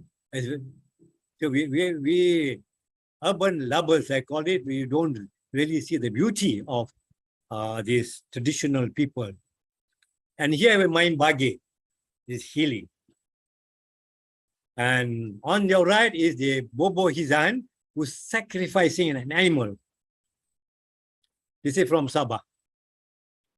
So to document the existing intangible cultural heritage, dance, music, and theatre, and ascertain their sustainability with respect to their current function and relevant in their respective communities and the challenges these arts forms face. For example, Mak Yung, which has been accorded the UNESCO status of Intangible Cultural Heritage of Humanity, is still languishing in the doldrums of current artistic scene. Likewise, Wayang Kulit and Menora are facing the same predicament in the home state of Kelantan, where the past government imposed restrictions on their performances as it regarded them to be un-Islamic. In fact, this past government has done tremendous irreparable harm on the major forms of intangible cultural heritage. The East Malaysian states of Sabah and Sarawak still have a vibrant traditional dance and music expression, as these performances have animistic ritual significance in the various tribal communities. Nevertheless, they are facing similar challenges and those traditional art forms in Peninsular Malaysia as a result of changes in belief and lifestyle. Once we have the data on the nature, state of survival, distribution, frequency of performances of the intangible cultural heritage, we then can apply the necessary initiative to resuscitate them through the following measures. A, education. Training and developing the second and third echelon performances through dedicated courses and institutions of higher learning, conservatoire, as well as co-curricular activities in school. Aswara, the MOTEC teaching and training institution, should be converted to the Conservatoire of Traditional Arts. Physical and economic infrastructure to accommodate these traditional arts. Traditional intangible cultural heritage is being phased out because they are no longer economically viable to perform. Gone are the days when traditional practitioners gather in the evening to perform for a dedicated audience hosted by community leaders or well-to-do landowners. They are also no longer invited to perform for weddings or other celebrations, such as country fairs. Audience support are waning as they are no longer popular in the face of new modes of entertainment like movies, television, Netflix, and other digital entertainments. It is thus difficult to earn a living as a traditional arts performers. There is therefore a need to set up funds to enable these traditional performers to continue performing and to train young performers. At the same time, there has to be strategies to rejuvenate audience support through creating the right ecosystem consonant with modern living to attract audience in calculate appreciation for these traditional arts through exposure, workshop, short courses, and performances. National and private television channels must be required to air at least 1 half-hour traditional performing arts visual program daily. At the same time, the government must subsidize the initiative to preserve and conserve this intangible heritage to sustain and safeguard them. For they could create economic spin-offs that could benefit the community through generating employment and consumption. Above all, we must inculcate a sense of pride in our intangible cultural heritage, as well as ensure the artistic integrity and relevancy to the current artistic taste without sacrificing the aesthetic and artistic integrity. Thank you.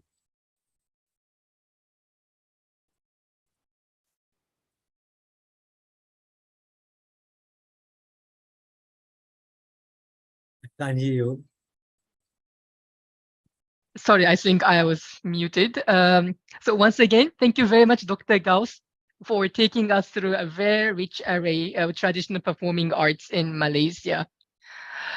You know, because tourism is a very powerful tool for cultural promotion in many countries, while many intangible, traditional performing arts actually got converted into stage performance for consumption of, urban audience or the foreign tourist. But as you pointed out, this approach tends to focus only on artistic side of the performing arts performance, like choreography, costumes, and the music.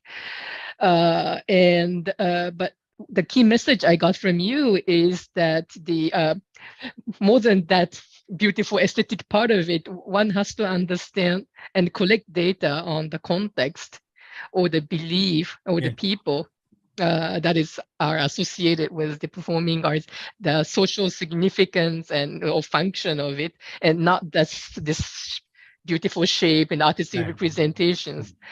And I fully agree with you that when one makes an inventory, it should also strive to collect data on the type of threats that each performing artist is facing, how often they're performed, what are the socioeconomic conditions of the performers, and why arts are continued, discontinued. And I think this should be a kind of data that really need to be there in the inventory.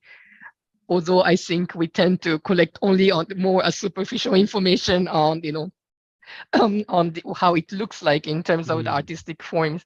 So it's a very strong message. Thank you very much. And then last point I got from you is that obviously the inventory is just a starting point, right, for anything, and the data that is collected should be actively used for the public education, whether through media or through the school system, and cannot be just a dormant document, lying in somebody's office. So thank you very much. These are all very important messages, and which I think a lot of practitioners I fully agree with you, because these are exactly a kind of frustrations and concern we have had, in different part of the world. So thank you very much, Dr. Gauss. Thank you. Thank you. Thank you very much. And then we would like to go to our second speaker, Dr. Raja. Dr. Raja, it's developing an inventory. It's not always easy, as we know. It's been always quite challenging for, let's say, government to develop a national inventory because they cannot do the field survey out of scratch. It therefore be more efficient to work with those people who have already gathered the data. But the question is, where are those people who have those data? Finding them was also another challenge. So as a second speaker, we wish to call upon Dr. Raja from the University of Malaysia, who has created actually an interesting collaboration network of the scholars and developed an audio-visual archive of Malaysia, Malaysian performing arts. We understand that Dr. Raja is not here physically. He has sent us the videos. So may I request the organizer to show his video message? One of the measures in safeguarding the intangible cultural heritage is through documentation and archiving. For decades, Malaysia's performing arts have been researched by scholars, and many of them have been published locally and internationally. However, many of the research materials, including audio and visual recordings, are not easily accessible to the public. This led to the establishment of the Malaysian Audiovisual Archive, or MyArchives, a society registered with the Malaysian Register of Societies, or ROS, in 2021. The society is a project developed by the ICTM National Committee of Malaysia under the auspices of International Council for Traditional Music. This project consists of a digital archive of performing arts developed through the joint efforts of scholars, performers, and researchers focusing on traditions, past and present. The material is preserved in digital format for the purpose of research, sustainability, and viability of the performing arts of the country. This paper looks into the development of MyArchives, its prospects and challenges in safeguarding the performing arts of Malaysia. There has been an increase in awareness to safeguard culture and heritage as important markers of a nation's identity and as well as contributors to the economy. According to UNESCO's 2003 Convention for the Safeguarding of the Intangible Cultural Heritage, state parties are obligated to create inventories and making them accessible to the public. Heritage, both tangible and intangible, need to be taken seriously and taken care of by the state, and it involves the efforts of various stakeholders, including institutions, researchers, tourists, and communities. State and private archives, including university libraries, need to work together and provide platforms for long-term cooperation. The Convention further states that various people with different competencies need to be involved in creating inventories and archives for the protection and management of intangible cultural heritage. Jabatan Warisan Negara, or JWN, or the National Heritage Department, established in 2006, is Malaysia's institution safeguarding the nation's heritage. It has a section looking into intangible cultural heritage and a committee of experts in traditional performing arts.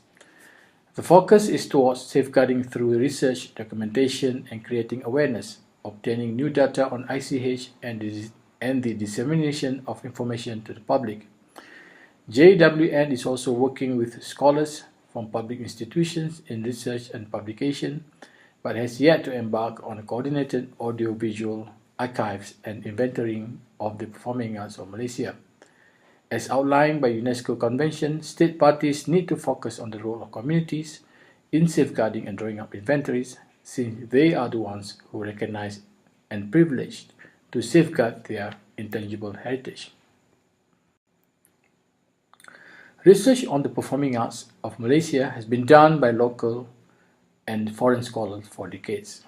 Since the 19th century, British colonial scholar administrators had published a number of their observations of Malay performing arts, such as Mak Yong, Gamelan, Wayang Kulit, and Nobat.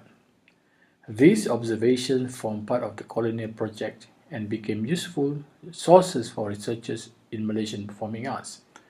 This was followed by local and foreign scholars who began to seriously research on Malaysian and regional performing arts in the 1970s.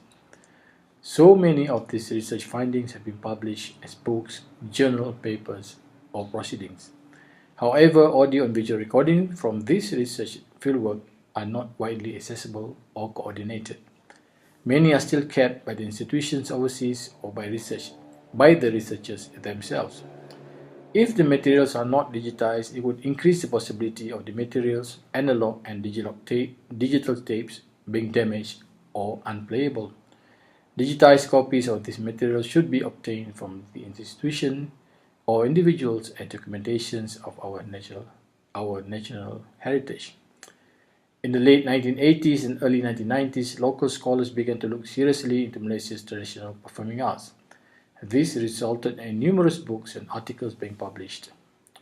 Courses in the performing arts began to be offered by public and private universities at the diploma, degree, and postgraduate levels. Research in ethnomusicology and ethnochoreology began to increase and gaining popularity among graduate students. With the advent of digital technology, audiovisual materials are easier to store and manage, and students can submit their recordings of interviews and performances together with their dissertations. Archiving is a process of accumulation and repositing of data or historical records in any medium for long-term retention in a physical or non-physical facility. These primary sources have been accumulated by individuals or organizations over a period of time and are selected for the enduring historical, cultural, and evidentiary value. In Malaysia, we have the Arkib Negara Malaysia, or ANM, or Malaysian National Archive, which is under the Ministry of Tourism, Arts and Culture. Arkib Negara was established in 1957. It started as a public records office and was later changed to Malaysian National Archive in 1963. Today, ANM has 9 branches all over the country. Besides ANM, we also have Film Negara Malaysia and Radio TV Malaysia, or RTM, which kept audiovisual recordings of films and TV shows. Lately, we have seen initiatives done by individuals and NGOs in not only researching but also collecting and archiving materials on Malaysian performing arts. Pusaka, for example, is an NGO established in 2002 to revitalize, document and archive the traditional performing arts of Malaysia. Working with government and corporate agencies, Pusaka has organized and curated countless performances and cultural events. Today, its activities center on cultural revitalization and performance viability, local instruction and youth engagement, documentation and cultural mapping, public education and creating engagement and exploration. Some of the video recordings done by Pusaka are uploaded on YouTube and can be accessed by anyone. This is a screenshot of Pusaka's website detailing its archiving efforts. Another recent effort in archiving the performing arts was done by Penang House of Music, or PHM. Situated at Komta, Penang, PHM began as a music museum in collaboration with the state government and has since expanded its collection of music recordings, photographs, books, magazines, and documents relating to performing arts of the state and also Malaysia. Today, its archives and resource center is open to the general public and students who are keen in doing research on the performing arts, especially popular music in Penang. Rice Cooker Archive started as a physical shop selling cassettes and t-shirts and has grown to become South Asian rock and roll treasury. Located in Kuala Lumpur, Rice Cooker Archive does research, documentation, and sharing of materials related to the history of rock music in South Asia. It also actively promotes shows and events involving the local underground music scene. These are positive developments in the efforts of researching, documenting, and archiving Malaysian performing arts. This is a screenshot of the Rice Cookers Archives website. My Archive was established in 2021 by a group of ethnomusicologists led by Professor Dr. Tan Siew Beng from University Science Malaysia. She is a world-renowned ethnomusicologist and co-author of the book The Music of Malaysia, The Classical, Folk and Syncretic Traditions, which has become an important reference for study of music of Malaysia. Dr. Tan is also the chair of the Malaysian chapter of the International Council for Traditional Music, or ICTM Malaysia, an academic society for scholars in the field of performing arts in collaboration with UNESCO. During one of the meetings of ICTM Malaysia, the idea for an audiovisual archive of Malaysian performing arts was mooted.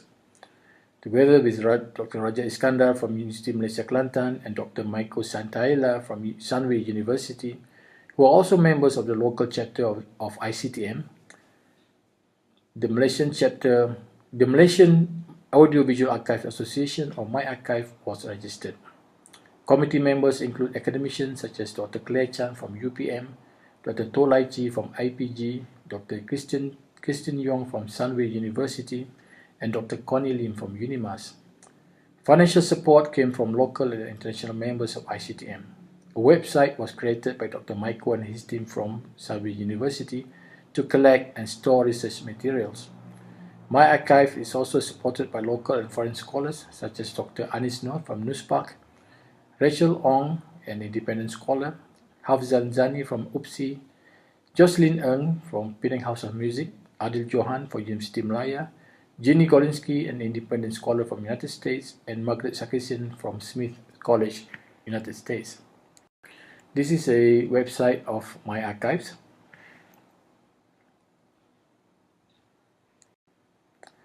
So far, My Archive has received material from more than 20 scholars from Malaysia, US, the Netherlands, and Japan. For a start, we have more than 70 materials in the form of audio and video recording and photographs which have been collected, stored, and annotated. The list can be accessed through the association website. The oldest materials collected so far are in the form of digitized recordings of Malay opera songs, Keroncong and Stambul, made between 1926 and 1941. These 78 RPM recordings featured artists such as Miss Ribot, R. Kosbini, S. Abdullah, and Ratna Asmara, and were made by recording companies which included Becca, Canary, and HMV.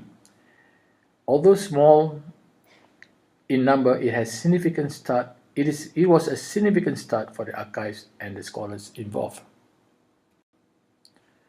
A list of some of the old digitized recordings available on My Archives.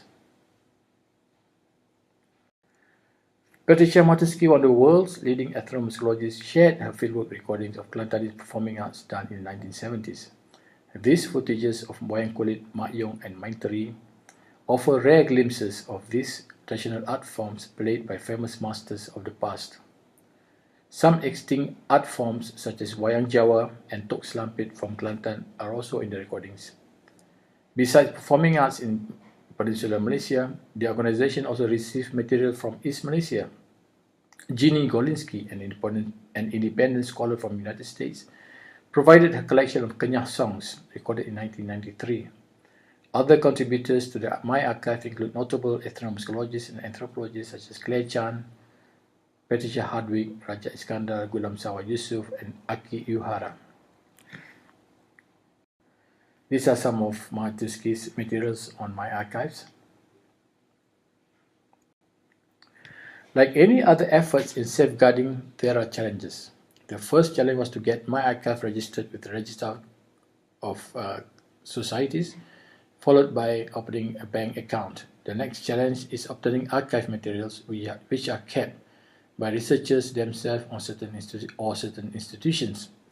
Unlike physical collectors who would spend hundreds or thousands of ringgit to buy the collections, My Archives rely on the free sharing of digital materials, However, many are reluctant to give their audio-visual materials due to copyright and other issues.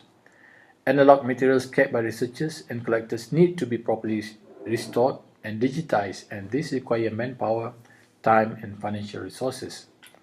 Finding a physical space to store these materials is another problem.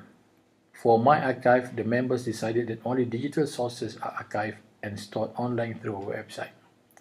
However, like physical space, digital space too has to be maintained and paid for. Institutional support is important but needs long-term commitment, and so far, Sunway University has provided us with basic support and manpower. We need to reach out to fellow researchers and scholars from not only Malaysia but also from around the world to share their research materials and provide some financial support. A proper web archive framework needs to be developed with the help of experts. This is a sample of a web archive framework.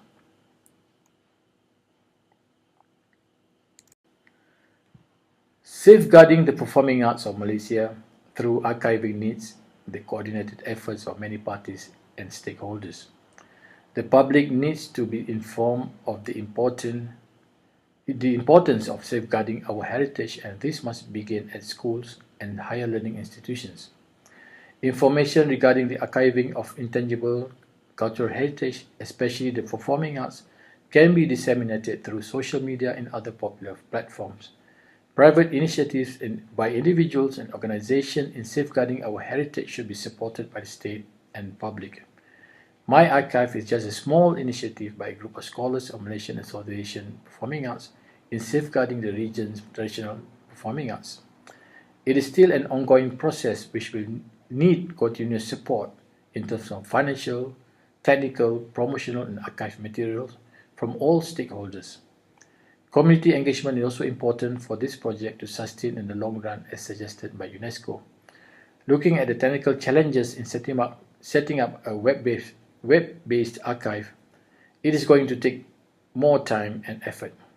Hopefully, my archive will grow and gain further support to expand its collection, manage and coordinate the materials, and help in safeguarding Malaysia's and the region's intangible cultural heritage. Thank you.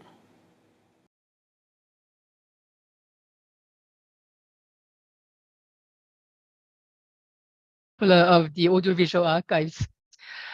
You see, because UNESCO does not prescribe who should be developing the national inventory. However, we understand it usually involves a massive exercise of documentations and archives. So a collaboration from multiple parties is really, really necessary. So we fully agree with Dr. Rajas when he said that inventory should be developed by multiple stakeholders. And what Dr. Raja provided is a beautiful example of collaborations among the scholars across the national borders. We believe that the inventory making should be participatory, just as Dr. Raja highlighted. It should be participatory so that people find it relevant and committed to safeguarding ICH. Another important message he gave us is that who should be able to access the inventory or the data as you collect on ICH, because we observe that most of the inventory developed by the governments are somewhere on a website but not so visible and not always appealing, and therefore you made a lot of effort in collecting data, but it's not used for any public purposes. So his question on how to ensure the public access to the archives he's developing is really valid, and it involves a lot of technical challenges.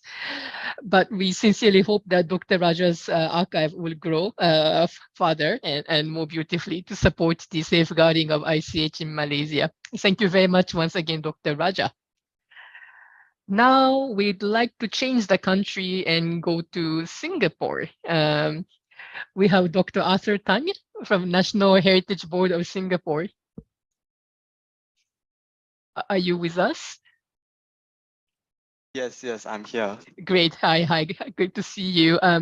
Well, your country, I think, of late has been particularly dynamic in promoting intangible cultural heritage. Unless I'm mistaken, I see a lot of interesting government initiative happenings.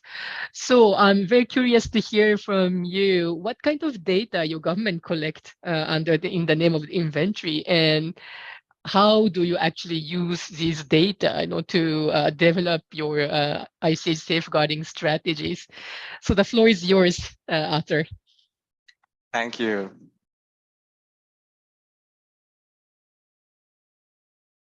Yes, thank you, and my thanks to the conference organizers as well for setting up this conference and having me. So I think as Ms. Mochiba mentioned, today I'll be sharing a little bit about Singapore's experiences with ICH inventorying and documentation, including both government-led as well as community-driven efforts. And I'll also explore through a few different examples how inventorying can and has contributed to other kinds of ICH safeguarding approaches and measures. So just to briefly set some context for anyone who might not be familiar, Singapore is a highly urban and densely populated city-state, and we do have a diverse range of ethnic and religious communities in our society, which contributes then to the very vibrant and multicultural ICH landscape that we have in Singapore. This cultural diversity is a key characteristic and indeed, I would say, a strength of Singaporean society. And it manifests itself in the way in which the traditions and practices of our various ethnic and religious communities can not only coexist, but also thrive, as exemplified by the many vibrant cultural festivities that we have all throughout the year. And indeed, there has been strong and we hope growing appreciation about the importance of ICH, especially as a part of and as a contributor to our everyday lives and in Singapore. But at the same time, I think we're also very much aware that the ICH landscape and ecosystem in Singapore continue to face many long-term social, cultural, and economic disruptions, ranging from the effects of urbanization and globalization to the impact of technology and changing lifestyles and preferences, as well as an aging population and often the lack of transmission of skills and knowledge across generations. So although we have, for example, some ICH practices and traits that have been passed on across generations, the one example here is Jamal Kazura Aromatics, a traditional perfumery business founded in 1933 and has been passed on within the family for more than 8 decades now. We're also aware that there are certain ICH practices that are increasingly more vulnerable to these structural challenges, like Mr. Henry Ng, whom is one of the last, if not the last, traditional lionhead maker that we have in Singapore. So, and of course, these trends and challenges, frankly, are not just unique to Singapore. Many of them are common in many other societies and especially urban cities all around the world. So amidst the backdrop of these challenges, I think in Singapore, both the government as well as our communities recognize the important role that inventorying plays and almost as I would say as a foundational role, not only as a form of documentation, but the process and the outcomes of inventorying itself can also raise awareness of ICH practices. It can empower ICH communities and practitioners, and it can also help the data that's collected can also help to inform and enable the development of other kinds of safeguarding measures and policies. So for the rest of my presentation, I'll share some examples of inventorying in Singapore and how inventorying has contributed to ICH safeguarding in other ways. So in the Singapore context, really the first major step taken to establish a national ICH inventory began in 2016. This was launched by the National Heritage Board of Singapore through a nationwide survey and research exercise to really map out systematically the range of ICH practices that exist in Singapore. But I think as previous speakers have already mentioned, this can't be done by the government alone. This requires really to systematically map out and understand the range of ICH practices that we have. It requires not just really the active engagement, but also the active contribution of ICH practitioners and communities. And so we are very glad and very thankful that many of the practitioners and communities have worked with us very closely to develop this inventory. At the same time, we also took the opportunity to hold focus group discussions throughout 2016 to 2018 with a wide range of practitioners, communities, NGOs, and enthusiasts, as well as youth, to seek their views on the development of the inventory and also to get a general sensing of the ICH landscape as a whole, including the sort of challenges and issues that they might face. So the resulting national inventory was launched in 2018. It's accessible online, and this is very much informed by the input and the voices of the community. So one way in which the input of the community was reflected is in the way in which we structured the categories of the inventory. So in addition to the 5 ICH domains outlined by UNESCO, we also added an additional domain specifically highlighting food heritage, because in our engagements with Singaporeans, we've heard quite strongly that Singaporeans in particular place a strong importance and emphasis on food as something that they feel is a very important part of their heritage. And I'm sure this is true in many other countries as well. And so that's why reflecting the voices of the community, we chose to add this additional category to highlight items of food heritage. And as mentioned earlier, inventorying can really contribute. One way in which inventorying can contribute to safeguarding is through raising awareness. And so in that spirit, we have made this a web-based inventory so that it can be publicly accessible to anyone and can serve as an open repository of information on ICH. And I think one of the speakers mentioned earlier that it's important that we don't just have dry data in that sense, but also that inventorying should help to capture the experiences of the practitioners and the sociocultural significance of these practices to the communities. So that's something that we were also very mindful of when we developed the inventory, and which is why, in addition to tags and information about the practice, we also include sections on the experiences of practitioners, as well as photo and, where possible, video documentation of the practitioners sharing about their ICH practices. So that gives a voice to our practitioners and communities on the inventory themselves. And this will, of course, be a growing and evolving inventory with more information and elements added over time in partnership with the community. Now, in addition to the inventory itself, the inventorying process also helps to deepen the government as well as the public's understanding of ICH in Singapore. And that has been helpful for us to look at how can we further enrich the wider public's understanding and to raise awareness about certain aspects of ICH, particularly in diverse multicultural societies. Inventorying ICH can contribute not only to awareness, but also to building intercultural understanding and cohesion. So one such effort that we made is the series of educational campaigns that we ran, focusing on various religious and cultural festivals in Singapore. So one example is this A Journey of Devotion celebrating Thaipusam in Singapore, where we profiled the Thaipusam festival through the lens of the Hindu community and in particular key practitioners that participate in the Thaipusam processions. And another example of how we tap on the knowledge that's gained through the inventorying process is co-creating with communities to present and showcase their cultural heritage to the wider public as well through our exhibitions, galleries, and heritage centers. As the previous two speakers have highlighted, inventorying can take many different forms and governments cannot do everything. So as custodians and bearers of ICH knowledge and skills, of course, communities and practitioners also play a very important role in inventorying, in documentation, and in safeguarding.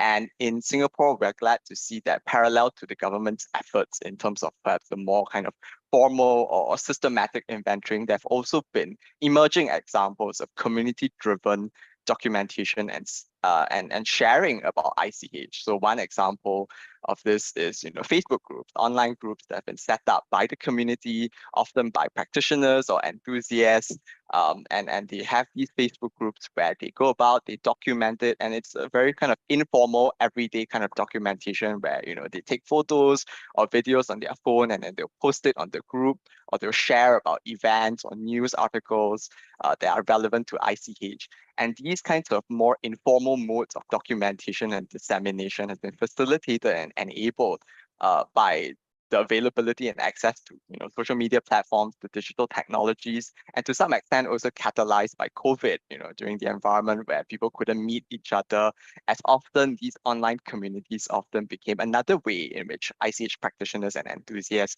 could share about ICH knowledge and practices. So this is what we see as another form of perhaps community-driven ICH documentation that is emerging. We've also seen in the Singapore context how some practitioners at trades have begun to actively explore whether documentation and inventorying can be a tool to help them preserve ICH skills and knowledge, especially skills and knowledge that are at risk of disappearing. So one example is by heritage researcher Lin Wong, who has been documenting the Qixi Festival, which is a traditional Chinese festival that is no longer widely celebrated in Singapore today. And she went about and interviewed and spoke with members of the community that used to practice this, and together with another researcher co-authored a publication that not only tried to capture this information and retain the ways in which this festival used to be practiced, but also to seek the community's views on perhaps how this festival can be revitalized. Another example is Say Tian Hing Buddha Shop. So they are traditional business making Taoist effigies in Singapore, and they've shared that really they're facing a lot of challenges in terms of, for example, a shrinking pool of skilled labor and the very sort of labor intensive and time intensive nature of effigy carving. So to kind of capture the knowledge that's involved and to capture these effigies, they've turned to 3D scanning as a way to form a digital database of effigies, such that if necessary, it could facilitate, for example, the introduction of digital carving or machine carving in the future, so that the knowledge of Taoist effigy carving would still be retained in some form. So these are just some examples that speak to perhaps the importance of a holistic approach to documentation, one that draws on both formal and informal government-led and community-driven efforts. In developing the inventory, that process of engagement and hearing from the communities and practitioners, and of communities and practitioners hearing from each other, have also shed greater light on the fact that many of these ICH practitioners and communities already have existing, dedicated, and sometimes outstanding efforts to promote, transmit, and safeguard their own ICH practices. And perhaps in some cases, what they need might be greater promotion and greater support to continue doing what they have already been doing. So to recognize and to further empower these types of ground-up and community-driven safeguarding initiatives, the National Heritage Board in Singapore launched the Stewards of Intangible Cultural Heritage Award in 2019 as a recognition scheme to shine a spotlight on groups and individuals that have been doing an excellent job in practicing it and in transmitting their practice to the wider community and to future generations. And the government also comes in to help to further support these groups and individuals through project grant funding.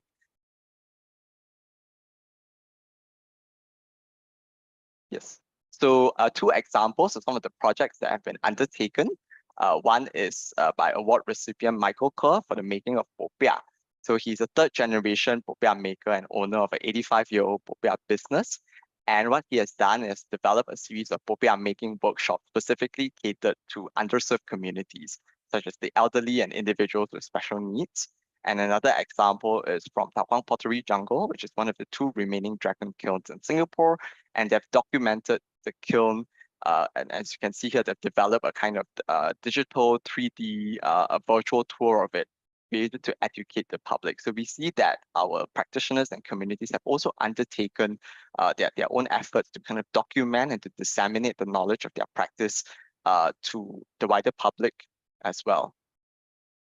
Lastly, the process of inventorying not only identified practitioners and communities that are dedicated to transmitting and safeguarding their ICH, it also helped to reveal where the challenges are and where greater support and stronger safeguarding measures might be needed. And in our discussions and engagement with ICH practitioners, both through the inventorying process and beyond it, one particular area that we've heard that's coming under increasing pressure in Singapore, and I think in many urban societies as well, is traditional craft. And many of the practitioners have highlighted to us, some of the key challenges, for example, in terms of economic sustainability, the fact that there is a lack of awareness and appreciation for the value of these crafts, that they often have to compete with cheaper mass-produced imports.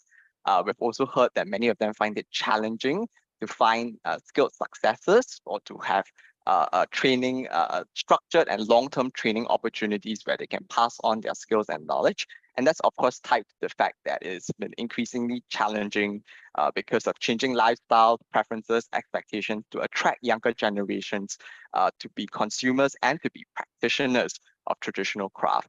And so hearing these kinds of challenges and feedback and views also helped us to think about, how can cultural heritage remain relevant?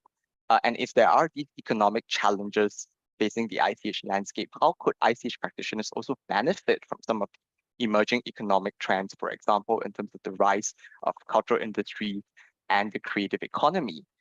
And so in kind of thinking through this challenge, we also looked at various other examples and case studies. And really what we've seen is that perhaps one such way of doing this is to foster collaborations and partnerships across various sectors to try and encourage the kind of innovation and adaptation of ICH practices to enable them to stay relevant to contemporary society and as living heritage. So, we've seen that there has really been growing recognition of the social importance and the economic value of creative and cultural industries and of cross-disciplinary collaborations. So here are some examples on the screen of the one at the top left is by a young rattan maker who has adapted rattan weaving to make contemporary products like earbud cases. And we also see examples on the right outside of Singapore that we also look at internationally in terms of organizations and institutions that have brought together traditional craft practitioners with artisans, with artists, with designers, with vocational students to co-create and come up with new products that draw on interdisciplinary expertise and knowledge.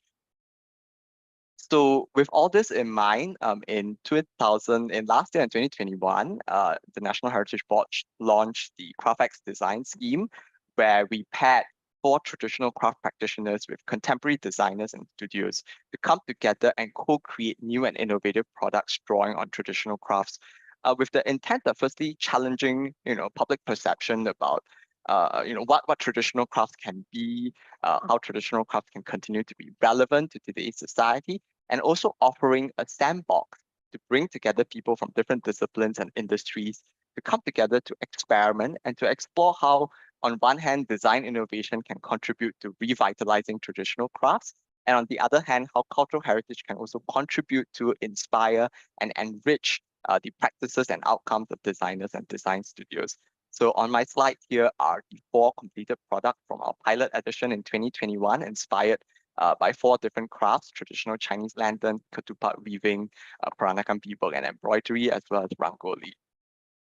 So really, the whole process has been one of sustained engagement and the exchange of knowledge, where we had these craft practitioners really share about their crafts with interested designers, working together with them to conceptualize and to refine their design concept, to settle on the final design concept, to co-create, to craft and design, and finally to have their work on display at our National Museum earlier this year. So this has really been a key characteristic of this process is really that sustained engagement and co-creation that we hope to and have fostered through this process. And just to highlight 2 examples of the products that came out. The one is Harmony Sphere, created by traditional Chinese lantern maker, Mr. Jim Wong, and local design studio, Next of Kin Creatives.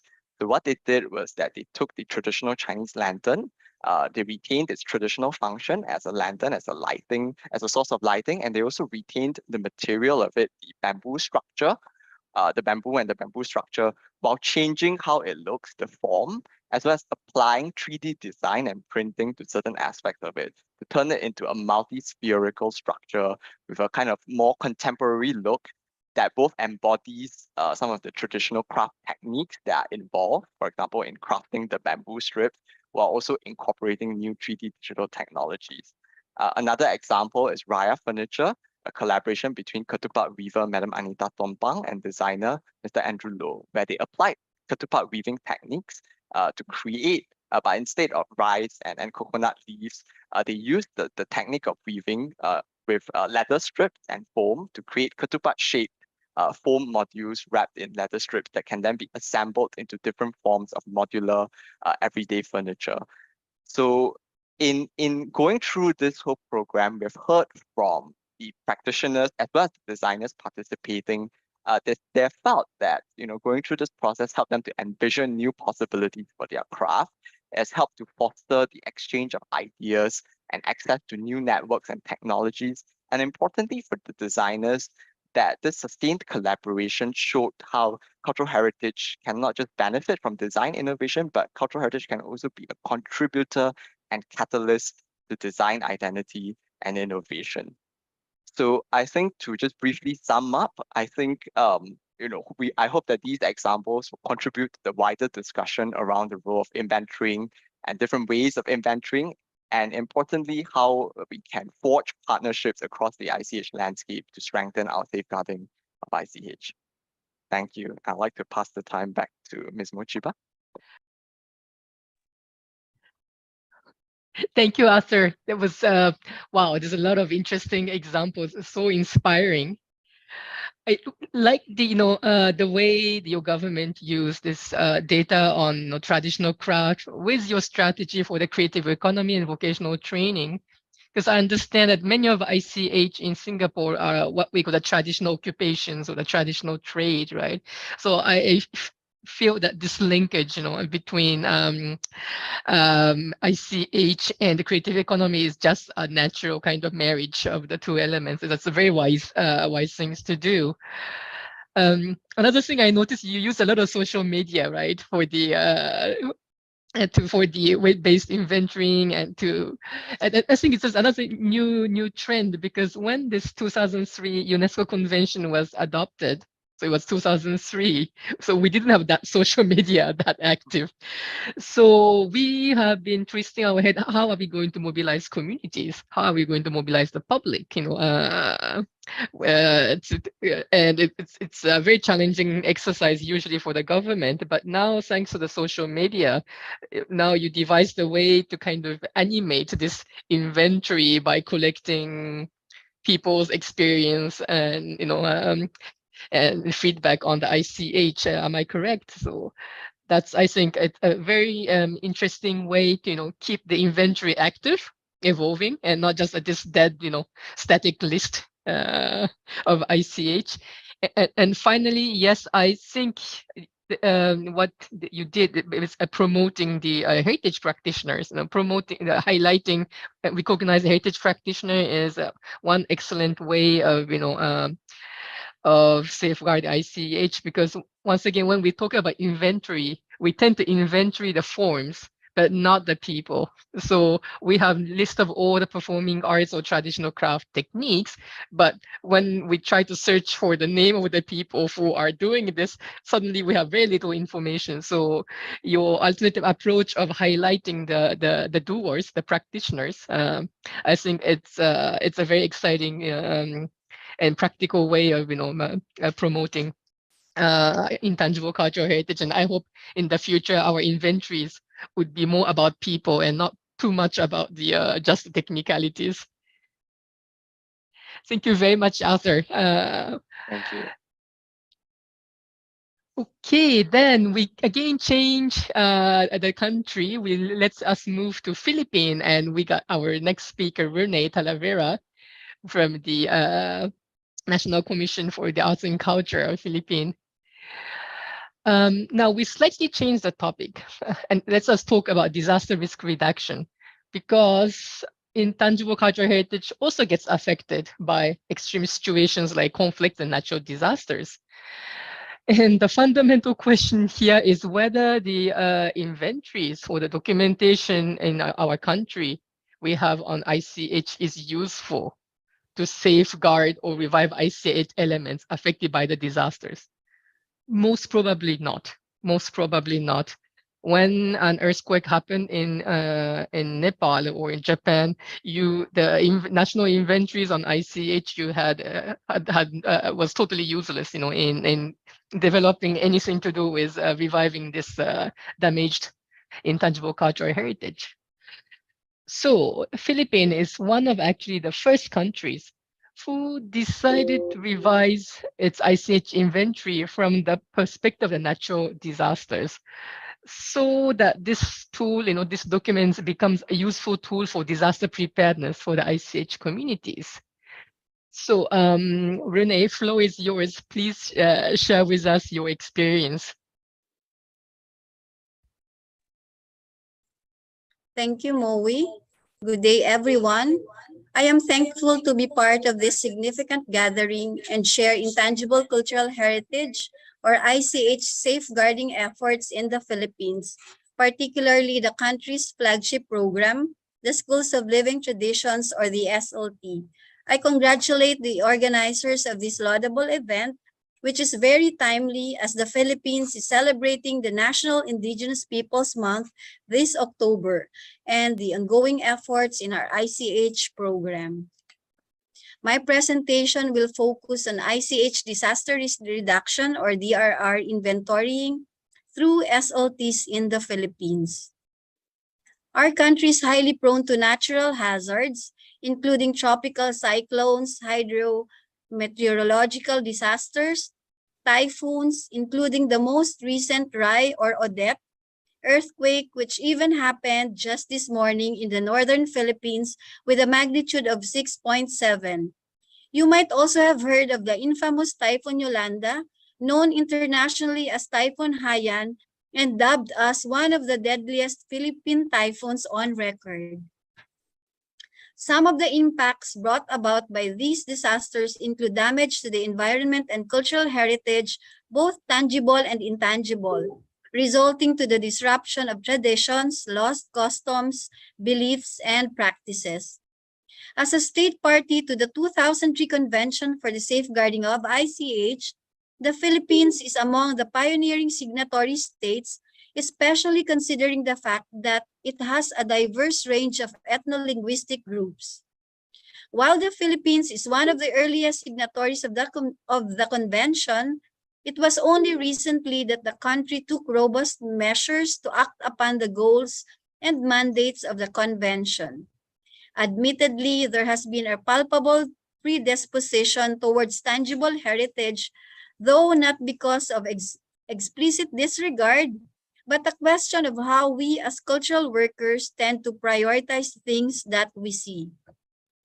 Albeit the Philippine School of Living Traditions, which safeguards numerous ICH, has been established since 1995, and the Philippines pursued several safeguarding activities by supporting the continuous practice of traditions during community celebrations and festivals, documentation of rituals, supporting local research and publication, capacity building activities, and video e-learning resources production. The Philippines has 3 elements inscribed in the UNESCO Representative List of Humanity, including the Hudhud chants of the Ifugao, the Rangen Epic of the Maranao people of Lake Lanao, and the Punok tagging ritual, and 1 element inscribed in the urgent safeguarding list, the Buklog Thanksgiving ritual system of the Subanen. Last December 2021, the School of Living Traditions program was inscribed in the UNESCO Register of Good Safeguarding Practices, being a reflection of the spirit of the 2003 Convention for the Safeguarding of the ICH, placing great emphasis on the central role of communities, groups, and individuals, and in particular, indigenous community in safeguarding their ICH. At the international level, the NCCA has been collaborating with various UNESCO-linked institutions such as IRCI in Japan, HCAP in Korea, and CREHAP in China. Recently, the NCCA and UNESCO Jakarta office became active partners in ICH safeguarding. The 1987 Philippine Constitution supports ICH safeguarding along with Republic Act No. 7355 or Manlilikha ng Bayan Act, Republic Act No. 8371 or the Indigenous Peoples' Rights Act of 1997, and Republic Act No. 10066 or the National Cultural Heritage Act of 2009.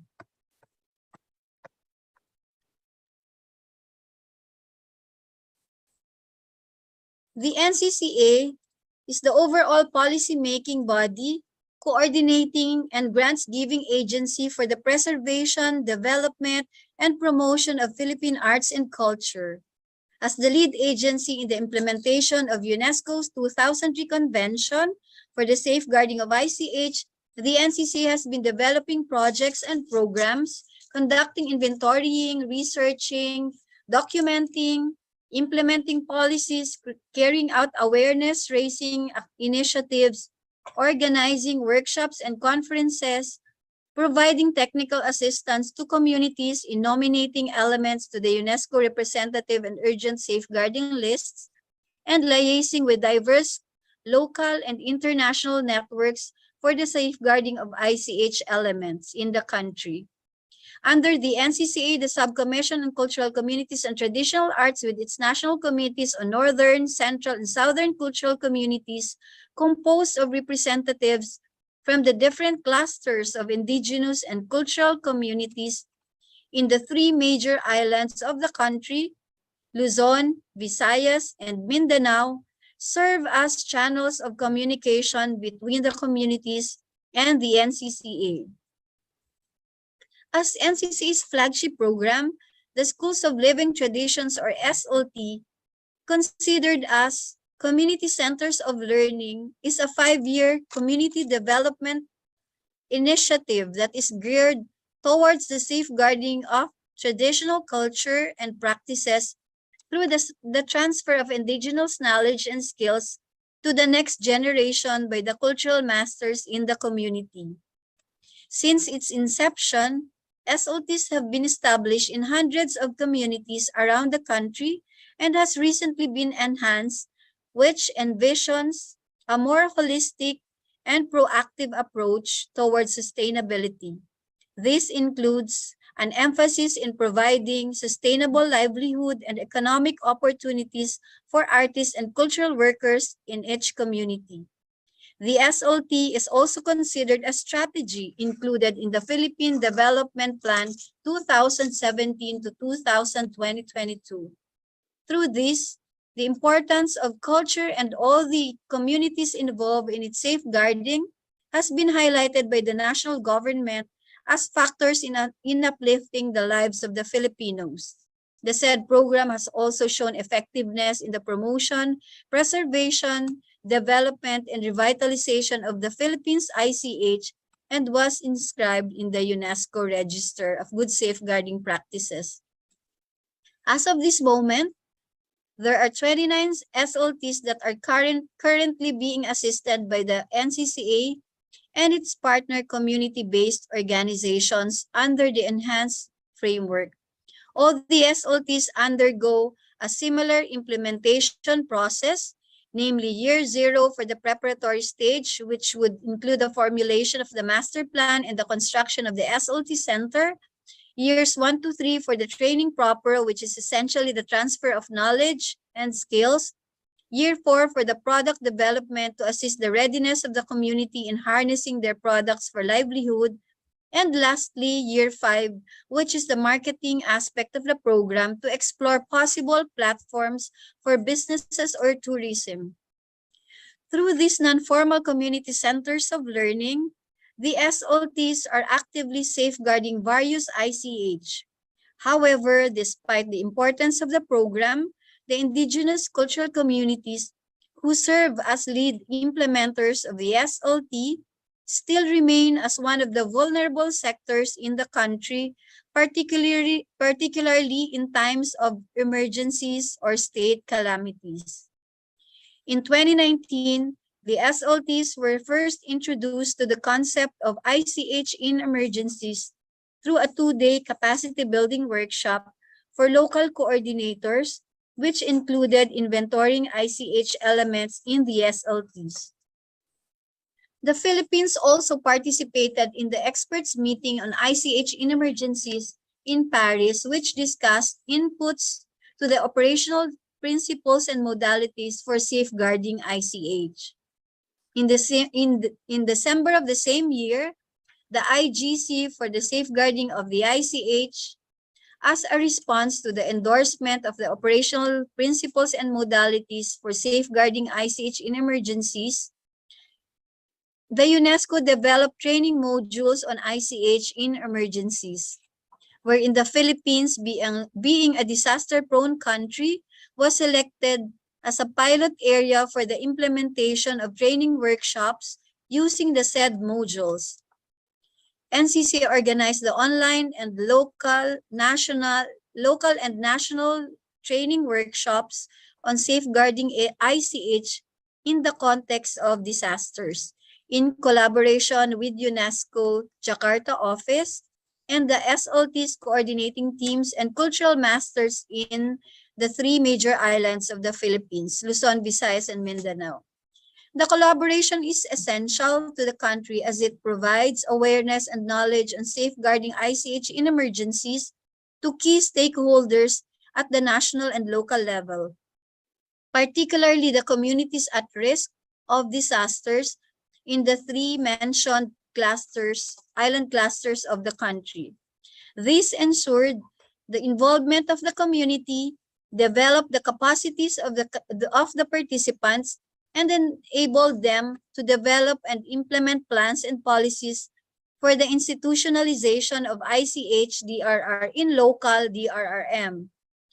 Coinciding with the IP Month celebration, this month, the local training workshop series in Mindanao gathered the local coordinating teams of the 11 schools of living traditions with representatives from the local government units.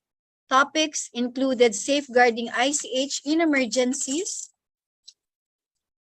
In the context of ICH safeguarding, prevailing safeguarding measures globally, exemplary cases of safeguarding measures, and DRR instruments and frameworks in the Philippines, and an introduction to the 2003 Convention on the Safeguarding of ICH, including the participation of organizations, local communities, individuals, and SLTs in safeguarding. The outputs are drafted plans or policies for ICH safeguarding in the context of disasters. One of the safeguarding measures being implemented by the country is the Philippine ICH inventory. Through the SLTs, the inventory of their art forms is updated continuously to serve as reference for the monitoring of their ICH status and the appropriate safeguarding measures to be undertaken. As a result of the UNESCO national training conducted in the Philippines, the ICH inventory has been updated prior to the local training workshops to include DRR key concepts on threats or hazards, their impact on the ICH elements, reasons for their impact, safeguarding measures in place, and required for preparedness, prevention, mitigation, response, and recovery. In conclusion, I may say that the tangibility of the schools of living traditions is able to fully support the intangible cultural heritage safeguarding needs of its community. It is also able to provide a home for the transmission of values and worldview to the next generation through the cultural masters and elders, sharing and making their history while protecting their language and weaving their indigenous knowledge. Thank you very much. If I still have time, I would like to share a video on ICH DRR.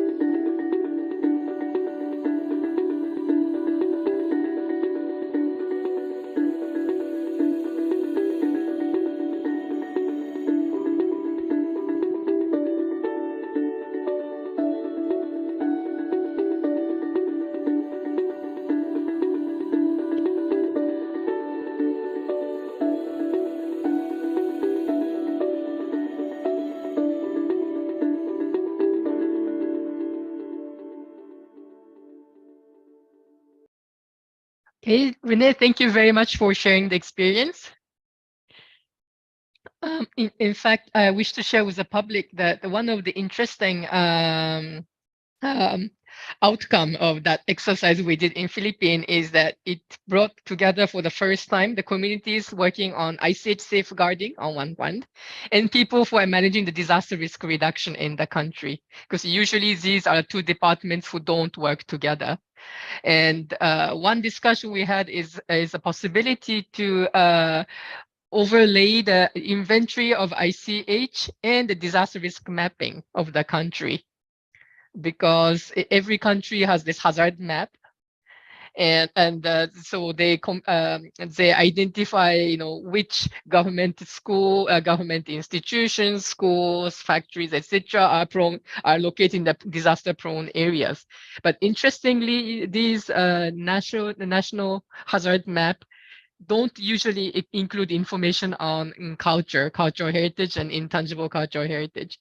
So the what this exercise we did in the Philippines realized is that we actually have to put together this inventory of Icich on one hand and the national hazard map, so that the communities would be prepared, for the eventuality. So thank you very much, Renee, once again, and Thank you too. yes. Okay, now I understand that we have to go back again to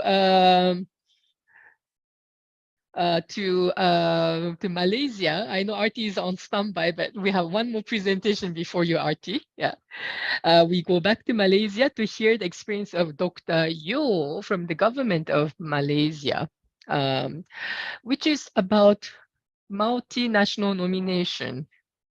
Because intangible cultural heritage, by nature, is transborder, and so it may involve people from different countries, different communities in one element.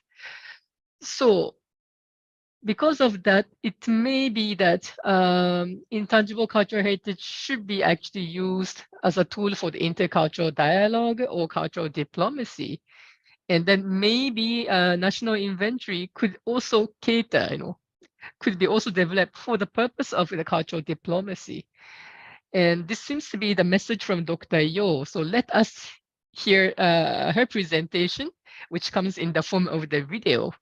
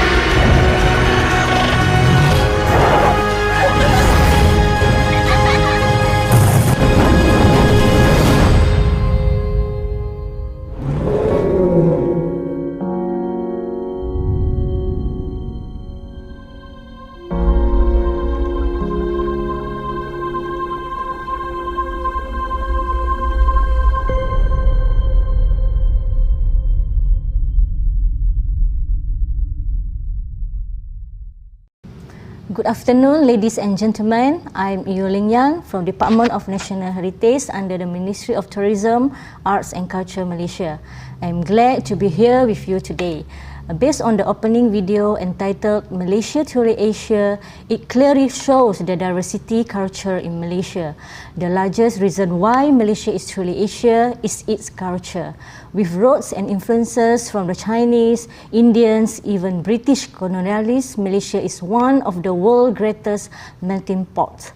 Malaysia, as everyone knows, is a cosmopolitan, multiracial, multicultural, multilingual and multi-religious country with its Malay, Chinese, Indian and many other equally important indigenous tribes. As I mentioned earlier, Malaysia is well known for its multi-ethnic society. This ethnic diversity has created a diversity of shared cultural heritage. This culture sharing has created intercultural relations and encouraged mutual respect between communities. The most notable example is sharing through food. In Malaysia, every ethnic, either Malay, Chinese, Indian and numerous other ethnics love nasi lemak, roti canai, drink teh tarik and variety of traditional sweets or kuih. Do you believe that food can bring people together? If we see on food culture, we see different culture, recipes and dishes. It helps create a sense of familiarity and foster a community. Based on my observations, I also found that there are some culture and heritage that are shared or have similarities between Asian countries. Due to the history of exchange amongst communities and people, even kingdoms, Asian country is particularly rich in shared heritage. This heritage sharing allows the Asian country to share and collaborate in various fields, especially in the field of intangible cultural heritage. We share culture and heritage in the area of custom, performing arts, language and literature, festival and ceremony, traditional games, fine arts and heritage food. Here I list down a few examples on shared heritage among Malaysia and other Asian countries.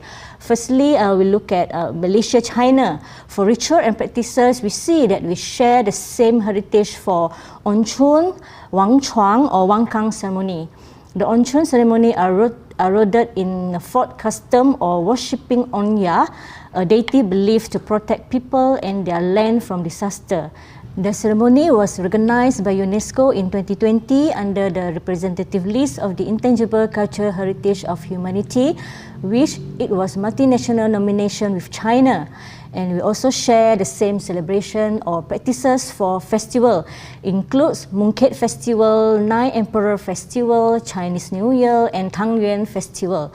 During festive, we can eat traditional dishes or heritage food such as mooncake, kuih bakul, or nengkao in Chinese, or sometimes translated as Chinese New Year's cake, and tang yuan or sweet dumpling.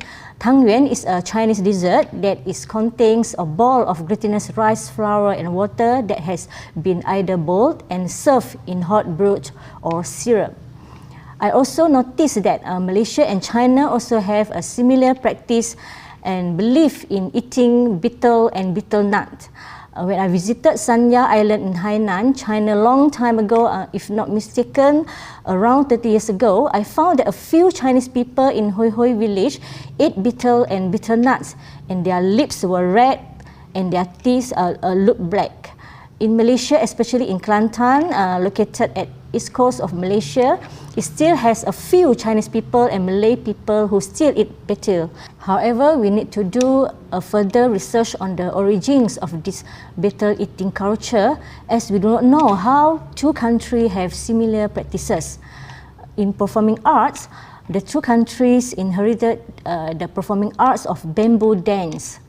It is a popular dance in Sabah and Sarawak.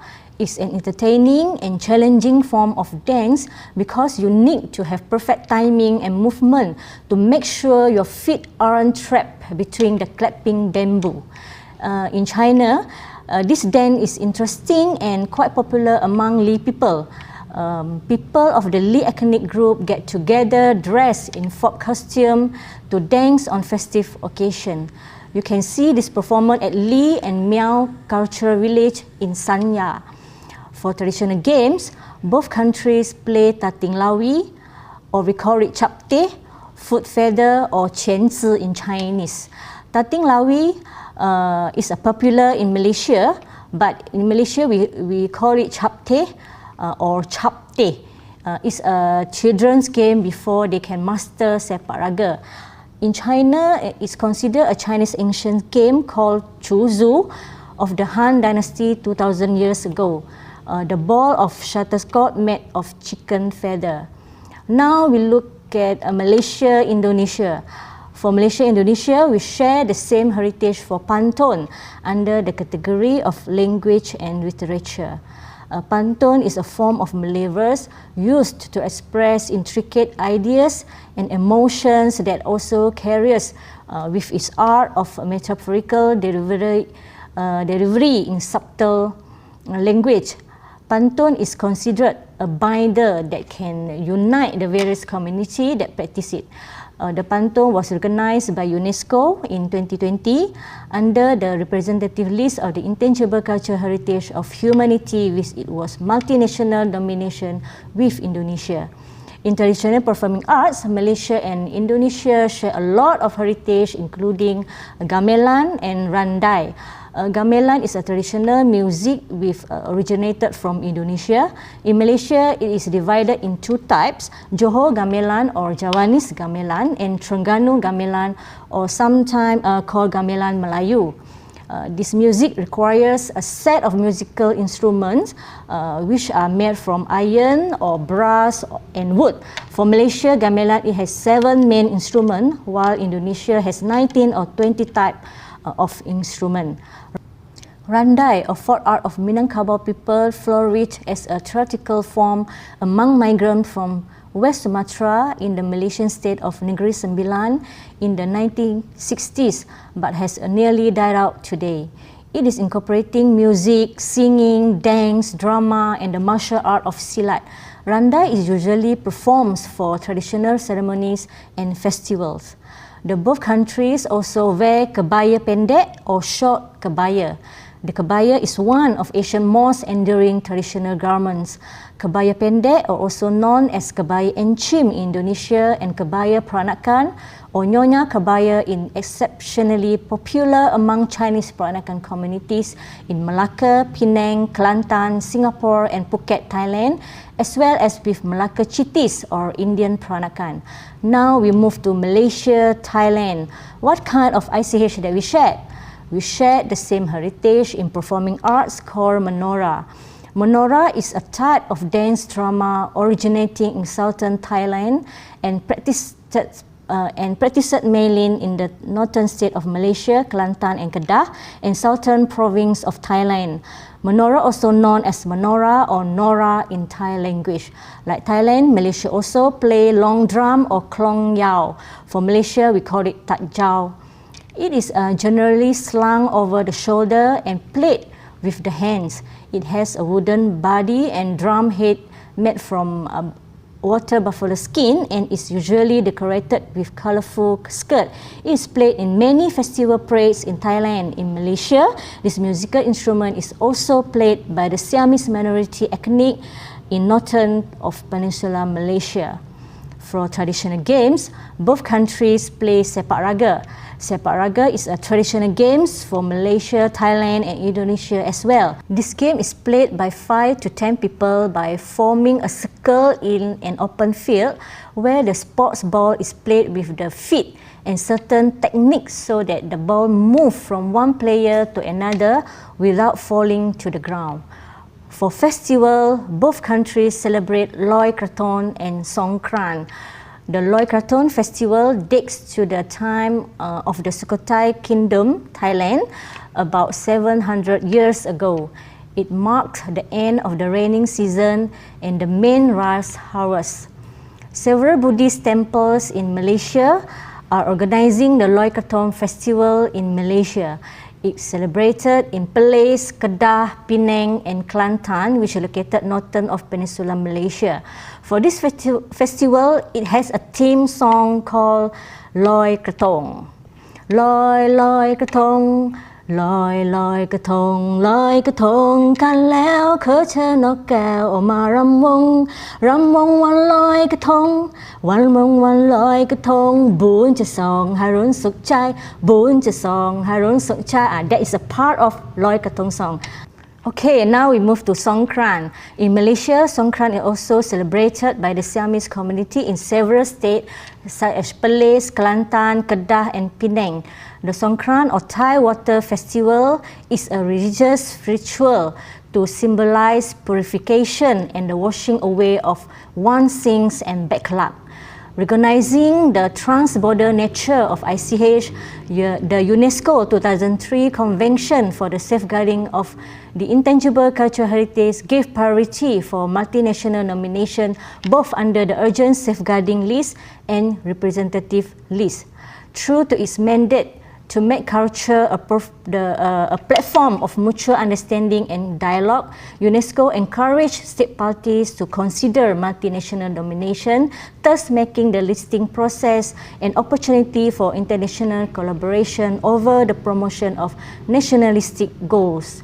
What is multinational nomination? Multinational nominations involve more than one state party submitting an element of safeguarding actions to one of the 2003 convention in two lists of register, includes urgent safeguarding list, representative list, and the register of best practices. Today, overall, examples of multinational nomination from Southeast Asia are limited. Between 2008 and 2020, multinational nomination accounted for 55 out of 492 or 11% elements under the representative list and only 1 out of 67 or 1.5% under the urgent safeguarding list. Out of these, only 3 elements are from Southeast Asia, including 2 new bi-national nominations in 2020, Onchun, Wanchuan, Wangkang Ceremony, nomination China-Malaysia, and Pantun, nomination Indonesia-Malaysia. Here I am highlighting a few benefits of multinational nomination. The first one, recognizing, safeguarding, and raising awareness of living heritage that is shared across national borders. And second, encouraging international cooperation and dialogue relating to living heritage. And last but not least, contributing to mutual understanding and peace building. So, I encourage Asian countries to collaborate for multinational nomination for shared heritage so that we can together preserve and promote our heritage. Malaysia, through the Department of National Heritage, also emphasized cooperation in areas of expertise with Asian countries of Icich, including the field of conferences, workshops, publications, capacity building, and so on. This international conference on Icich or Icich 2022 is a good example of Malaysians' commitment to cooperation of the international level. The coming event is the Asian workshop on the protection of heritage packaging food in September or next year. The purpose of this workshop is to provide one platform for experts from 10 representative of Asian countries to share results research about protecting of heritage food. Department of National Heritage also committed to the research, conservation, continuation and communication to society. We also share knowledge through writing and X1 knowledge. We are planning to collaborate in the field of writing and publishing books related to wayang kulit or shadow puppets, which includes Asian countries. As we know that beside Malaysia, other Asian countries that have the art of shadow puppet performance are Indonesia, Thailand, China, Cambodia, and many more. Therefore, the publication of books related to the mapping of Asian puppet is very important as a reference and one of the good areas of cooperation.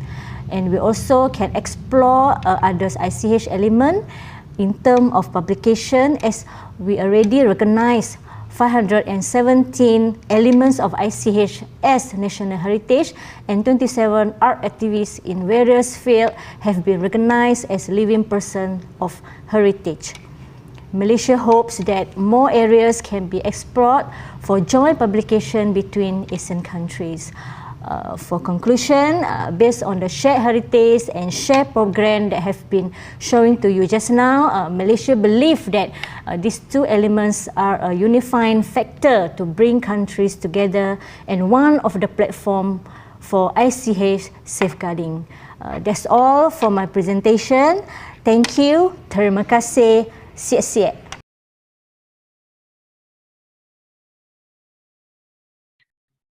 Terima kasih, Dr. Yo. Thank you very much for your surprising performance, which was unexpected but beautiful performance of Roy Kraton.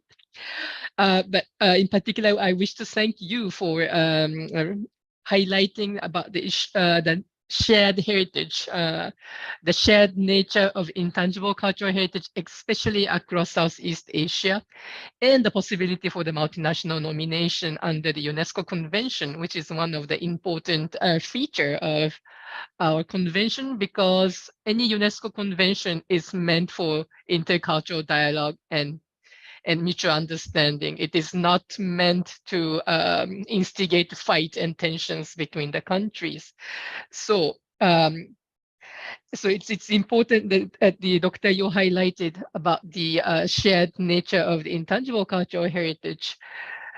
And because UNESCO convention says that the state party has to make national inventories or inventories of the ICH element in the national territory, perhaps the flip side of it is that it has tendency to promote a kind of nationalism, nationalistic approach to heritage. But now I think Dr. Yo has suggested a new approach. Probably in the future, your effort, the government effort for the national inventory making will go towards a multinational nomination, more of the identification of shared heritage with the neighboring countries.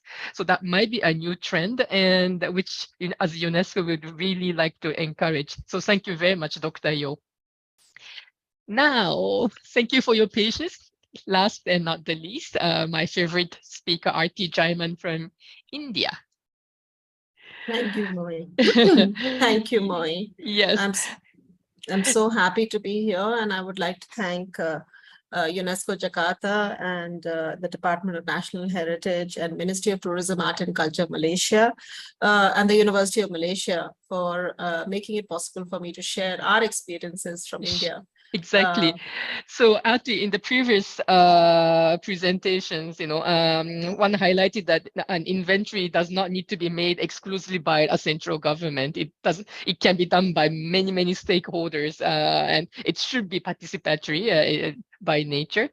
And then indeed, in some entities, as part of work, became a repository of IC elements, as part of its non-cultural mandate. And this is actually your case. Your vocation was not for the ICH safeguarding. You are community radio, and yet as part of your effort to promote the intercultural dialogue amongst the residents of India, in particular Gurugram, a neighboring town of New Delhi, you actually became an interesting repository of traditional songs and oral stories, which you use beautifully for the to kind of ease the tensions amongst the residents. So please do share your experience of community radio and the inventory making of traditional songs.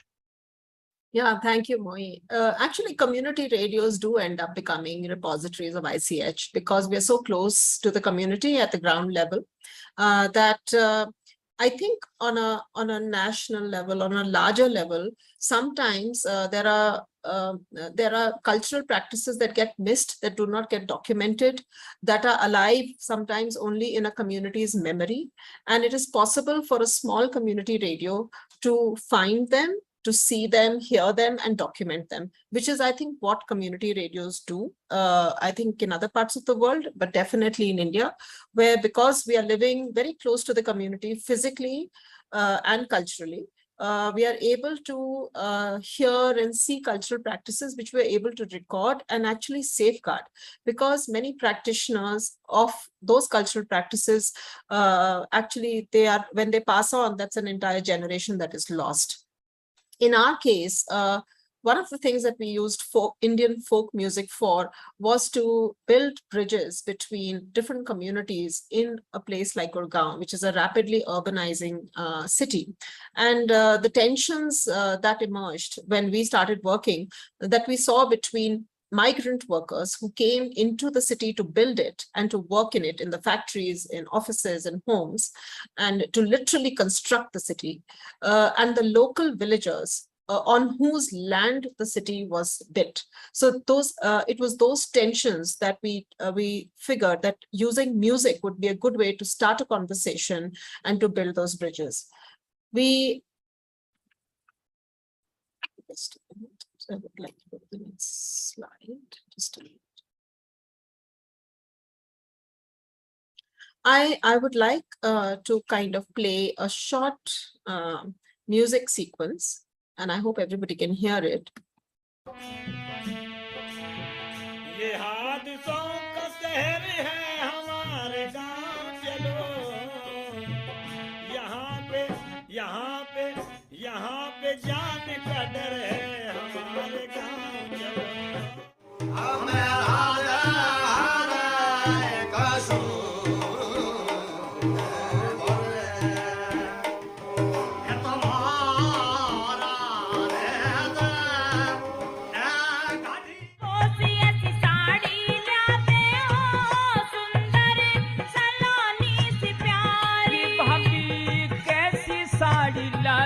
मन की खोल दे तू सारी.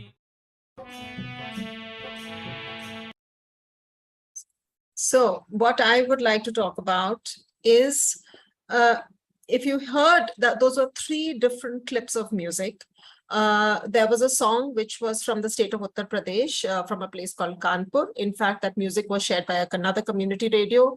The singer is talking about how traumatic it is to live in the city. The second song is a song from Rajasthan, and it is talking about the joy of expecting a child. And third song is a patriotic song from Haryana, which is where Gurgaon is located, which is a suburb of New Delhi. So you have these, imagine this as the landscape against which we are broadcasting. So I just wanted you to have a sense of the sound. So Gurgaon, which is now called Gurugram, started urbanizing in the late 1980s and 90s. And as I mentioned, a huge influx of migrant workers came in from relatively poor states of Uttar Pradesh, Bihar, Rajasthan, Jharkhand, Madhya Pradesh. And they came to work in the construction companies here, manufacturing, the factories. We are the multinational hub of the country. Now, these workers, when they came from their villages, they needed homes to stay in. And in the absence of any provision of the government to make any low-cost rental available, local villagers stepped into the space and they built tenements. So you can imagine like 10 rooms with a shared bathroom as housing for these workers. So villages closest to the industrial hubs were the first to urbanize. So in fact, where our radio station is located is also in one of the first industrial hubs of Gurgaon. So as thousands and thousands of these migrants moved into these villages, there was a sharp swing in the ratio of migrant to local villagers. So in a village, if earlier there were, predominantly local villagers, very soon, within a matter of 10 or 15 years, you had 90% of the residents there as migrants, and the population exploded. So a village of say 9 or 10,000 people became a village of 100,000 people, of which 90,000 people were migrant workers who were working in the factories. So that is the scale of the population explosion that happened. Yet, despite their numbers, despite earning most of their income from rentals, from migrants, the power still lies with local landlords who at a whim can ask a migrant worker to leave without reason. So locals also derided migrants as unclean, unreliable, loud, and sundry other imagined, unimagined faults, On their part, migrants,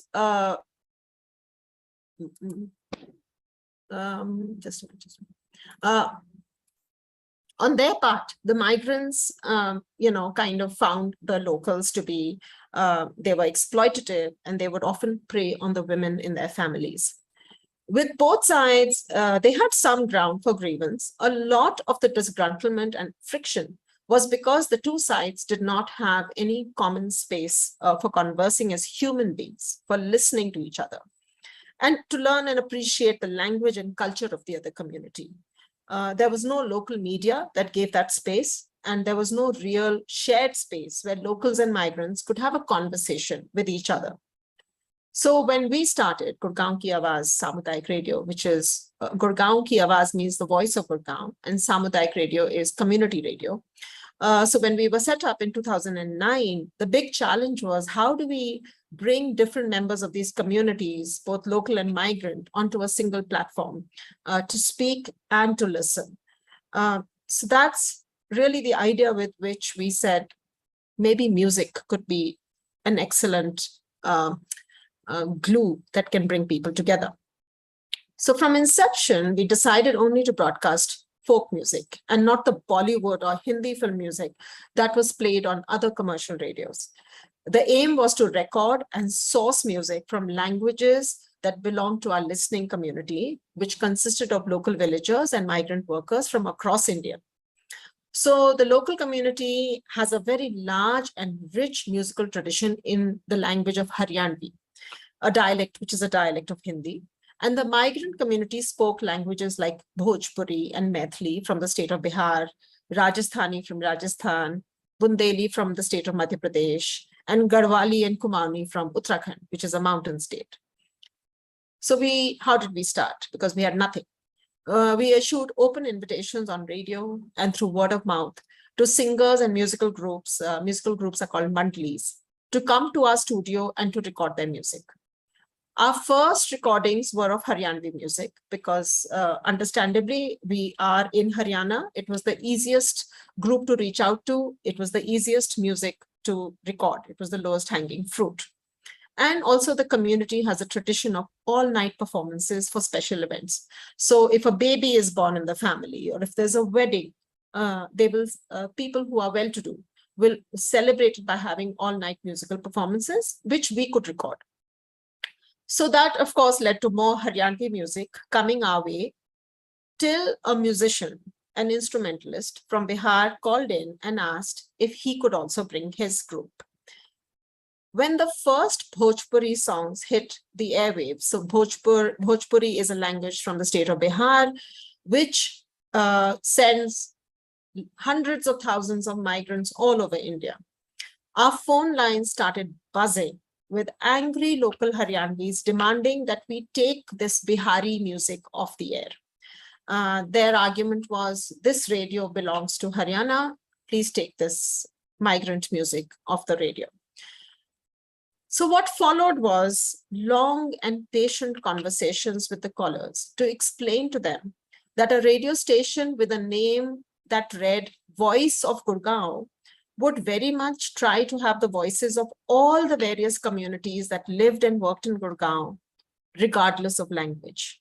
And we always ended with a kind of firm statement of our commitment that the radio station would in fact endeavor to add more and more languages into our music pool. As time went by, more and more music groups came into our studio to record. Many singers sent their already recorded CDs to the radio station with permission for us to broadcast. We also started creating fresh programs where music was grouped together thematically rather than according to language. The reason for that was that we wanted to show the connections, the connections that we have as human beings, which is reflected in our music, which is reflected in our festivals, ritual, food, etc. So there would be a program on songs just of separation and longing, which is a human emotion that we are all familiar with, I'm sure. Another program on wedding songs. Another program on songs which are sung when a baby is about to be born or when a baby is just born. The purpose was to highlight that music is a common thread that ties all human beings who all live through the same life cycle, regardless of where they come from which language they speak, and which religion they profess. And we used to keep our phone lines open after many of these programs. And listeners started calling in, expressing their amazement that the songs they grew up with had parallels in another language, in another community. Listeners started requesting these songs in a language other than their own. They started dedicating the songs to other listeners. A Haryanvi listener would request a song, say a Garhwali song, and dedicate it to regular Garhwali listeners whom he had become friends with, but he had become friends with on radio. Actually, they'd never met. So listeners started leaving their phone numbers with the radio station, asking that it be shared with their new radio friends. And then what happened? Soon listeners were regularly talking to each other outside of the radio. And they were meeting up. They were meeting up at the shop of one of the local listeners who could not move around because he's elderly and he is physically disabled and he cannot walk around. So they would meet at his shop so that he could be part of the meetups. And they started making plans to celebrate festivals at the radio station, plans that were shared with us as a fait accompli, that, we are going to be there. The entire day's programming is ours. And we are going to, everything we will organize. So we were told that a group of listeners would come to the radio station to celebrate the festival of Eid, which is a Muslim festival. So when the group came to the studio with their arms loaded with food and drink, it was not just Muslims who had come, but also our Hindu listeners, because they'd all become friends and they were all meeting up regularly. So together they had made a plan to celebrate Eid at the radio station because most Muslim migrant workers could not celebrate Eid with their families back in their village. And they said, for us, the radio is our family, and that's where we wanted to celebrate it. So within a few years of folk music in so many languages being played on radio, listeners who earlier would complain about Bihari music now would be explaining to new listeners that on Gurgaon Ki Awaaz, music from all communities is played. So that shift in thinking, we were seeing that. Our other approach to creating conversations that build solidarity in our community is with partnerships with archival and research organizations like Archive and Resource Center for Ethnomusicology of the American Institute for Indian Studies in Gurgaon. A series that embodies our approach is a series called Sara Asman Hamara, which translates into The Sky is Ours Too, which uses the thread of migration to talk about culture. So one of the seasons is built around the theme of the sacred secular. This series was supported by UNESCO New Delhi. So let me explain about that. India is home to many devotional music traditions. In fact, most music is related to religion and ritual. The sacred secular are genres of music where texts were often written by saint poets of the medieval age, defined as the Bhakti movement, which also saw the rise of Sufi traditions. What these share is the underlying concept of humanity, universal love, and brotherhood, and stand for rising above the divisiveness of narrow religious beliefs. This is perhaps most clearly articulated by Kabir. Many of these traditions link romantic love to the love for the divine, and there are stories and narrative forms that are sung and recited as well.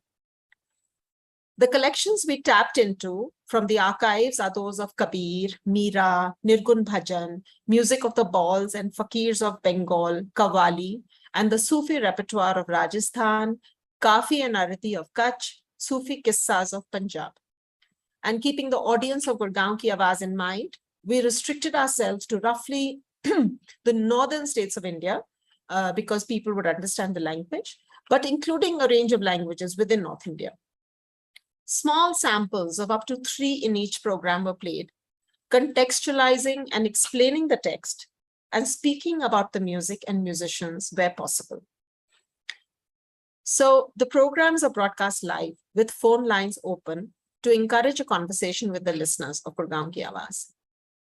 The partnership between ARCE and Archive and Resource Center for Ethnomusicology and Gurgaon Ki Awaaz created this wonderful opportunity for an archives collection to be shared back with the community, and at the same time engage in a live on-air dialogue about some of the most vital issues facing our times. Music then becomes a window through which we can open up these discussions. And sometimes some of these discussions are uncomfortable, or you can see that a listener is changing their mind or is learning something new. And music gives them the space to change their mind, gently. So this set of programs was an opportunity to open up an on-air conversation with our listeners about the everydayness and pervasiveness of the Sufi and Bhakti traditions in our lives in India.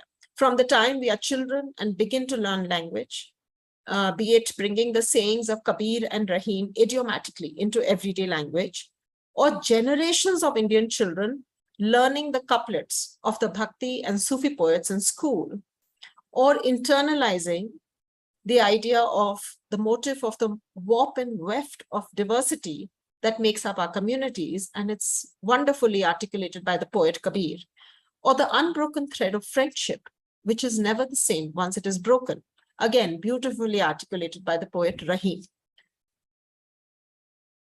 Gurgaon Ki Awaaz has over 500,000 listeners over FM and more than 40,000 listeners globally on the internet. So over 24 hours, we broadcast 16 hours of music.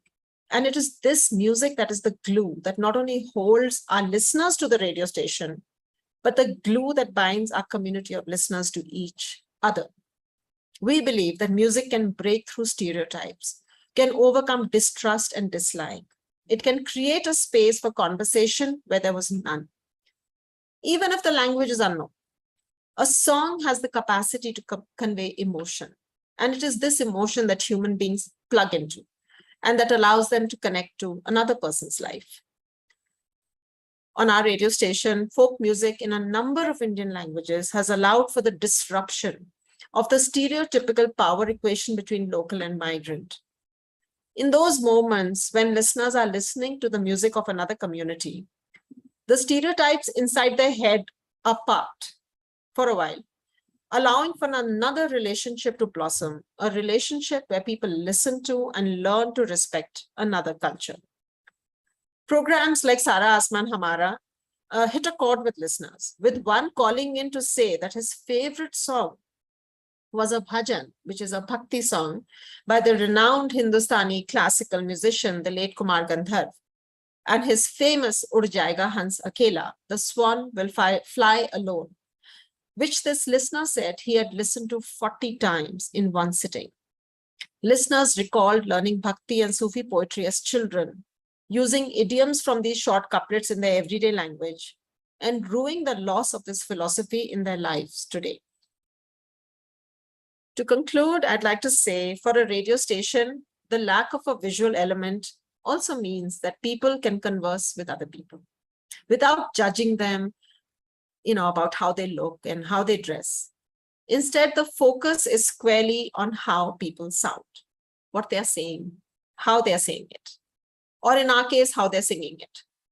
The 16 hours of folk music that plays every day on Gurgaon Ki Awaaz has created the superstructure within which all our conversations happen. The music has defined our listening community as one that is not bound by language or region. It has enabled people from different linguistic backgrounds to come together on a single platform, and has created a space for respectful, humorous, serious conversations between listeners, a space where people can connect to other people, to overcome their loneliness, to be heard, to be seen.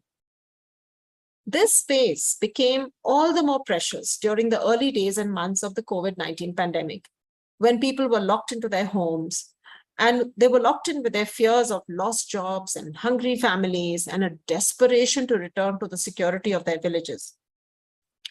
At that time, it was the connections built using music over the previous 10 years of our broadcast that allowed us to immediately create spaces in the programming for people to just call in and talk, to connect with another human being, to collectively share their pain and fears, and to then collectively work towards alleviating each other's suffering. It seems like a stretch that music could bring us to this point, but it did. It brought us together and kept us together when it mattered most. Thank you.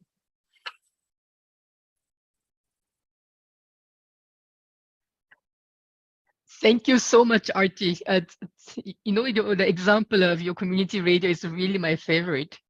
I think it's an example per excellence of how one makes a community-based inventory making. And how you actually use the process and the data for the purpose of community dialogues. So a purpose beyond just a documentations and and record making of an ICH. But it's beautiful how all this data has actually been developed and be used to create this one sense of family in a very difficult suburb of New Delhi. Thank you so much, Arti. Thank you. Yeah. Thank you, Moy. Yes, and I hope not many countries in Asia actually have active community radios. I think India is one of the few countries that have very vibrant community radio network. I'm not so sure about the rest of the Southeast Asian countries, but if there are amongst our listeners, there are people who have a community radio, please do think about using community radio as a place for the ICH inventorying, and please be inspired from the example of Arti. Thank you so much.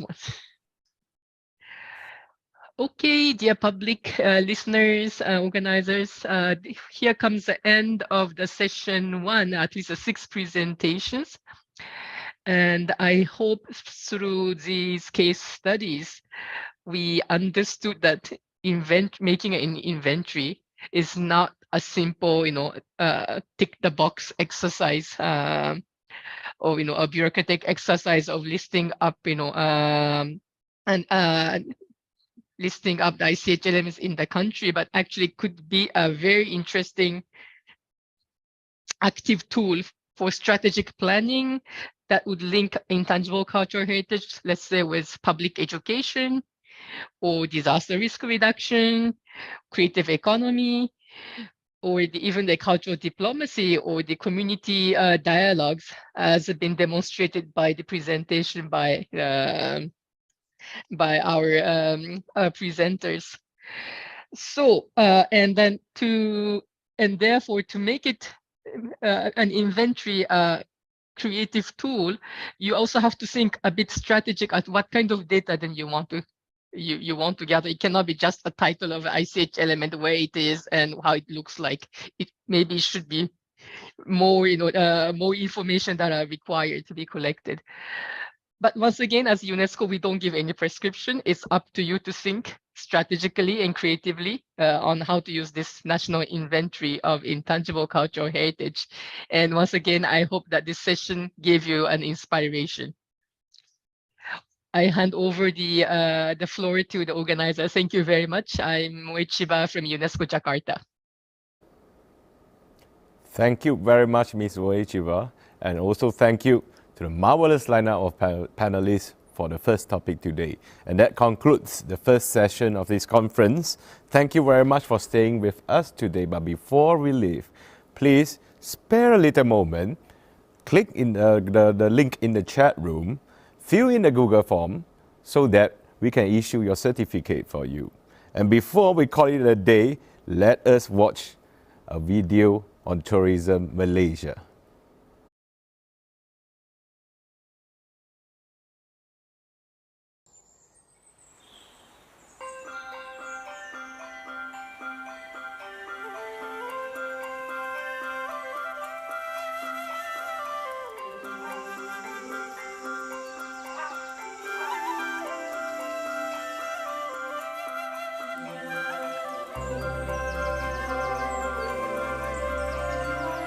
So here we are home, the very place where we belong.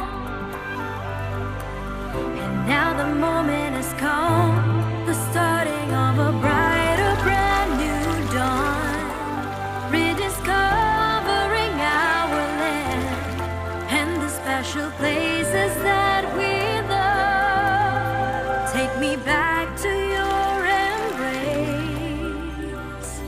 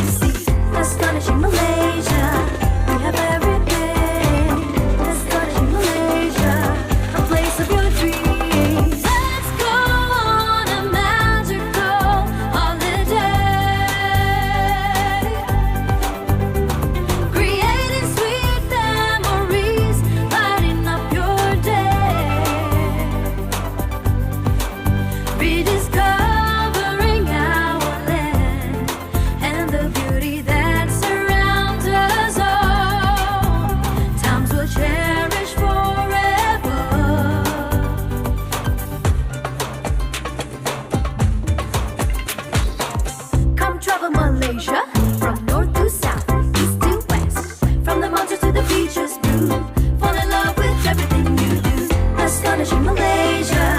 We have everything. Nostalgic Malaysia, a place of your dreams. Let's go on a magical holiday, creating sweet memories, lighting up your day, rediscovering our land and the beauty that surrounds us all. Times we'll cherish forever.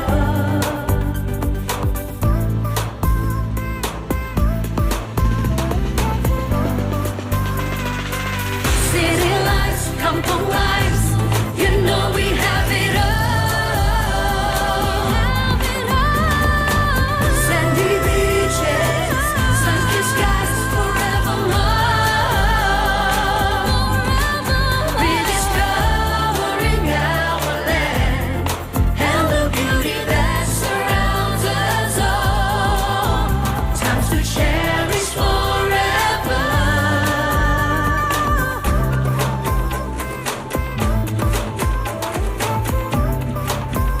Cuti-cuti Malaysia,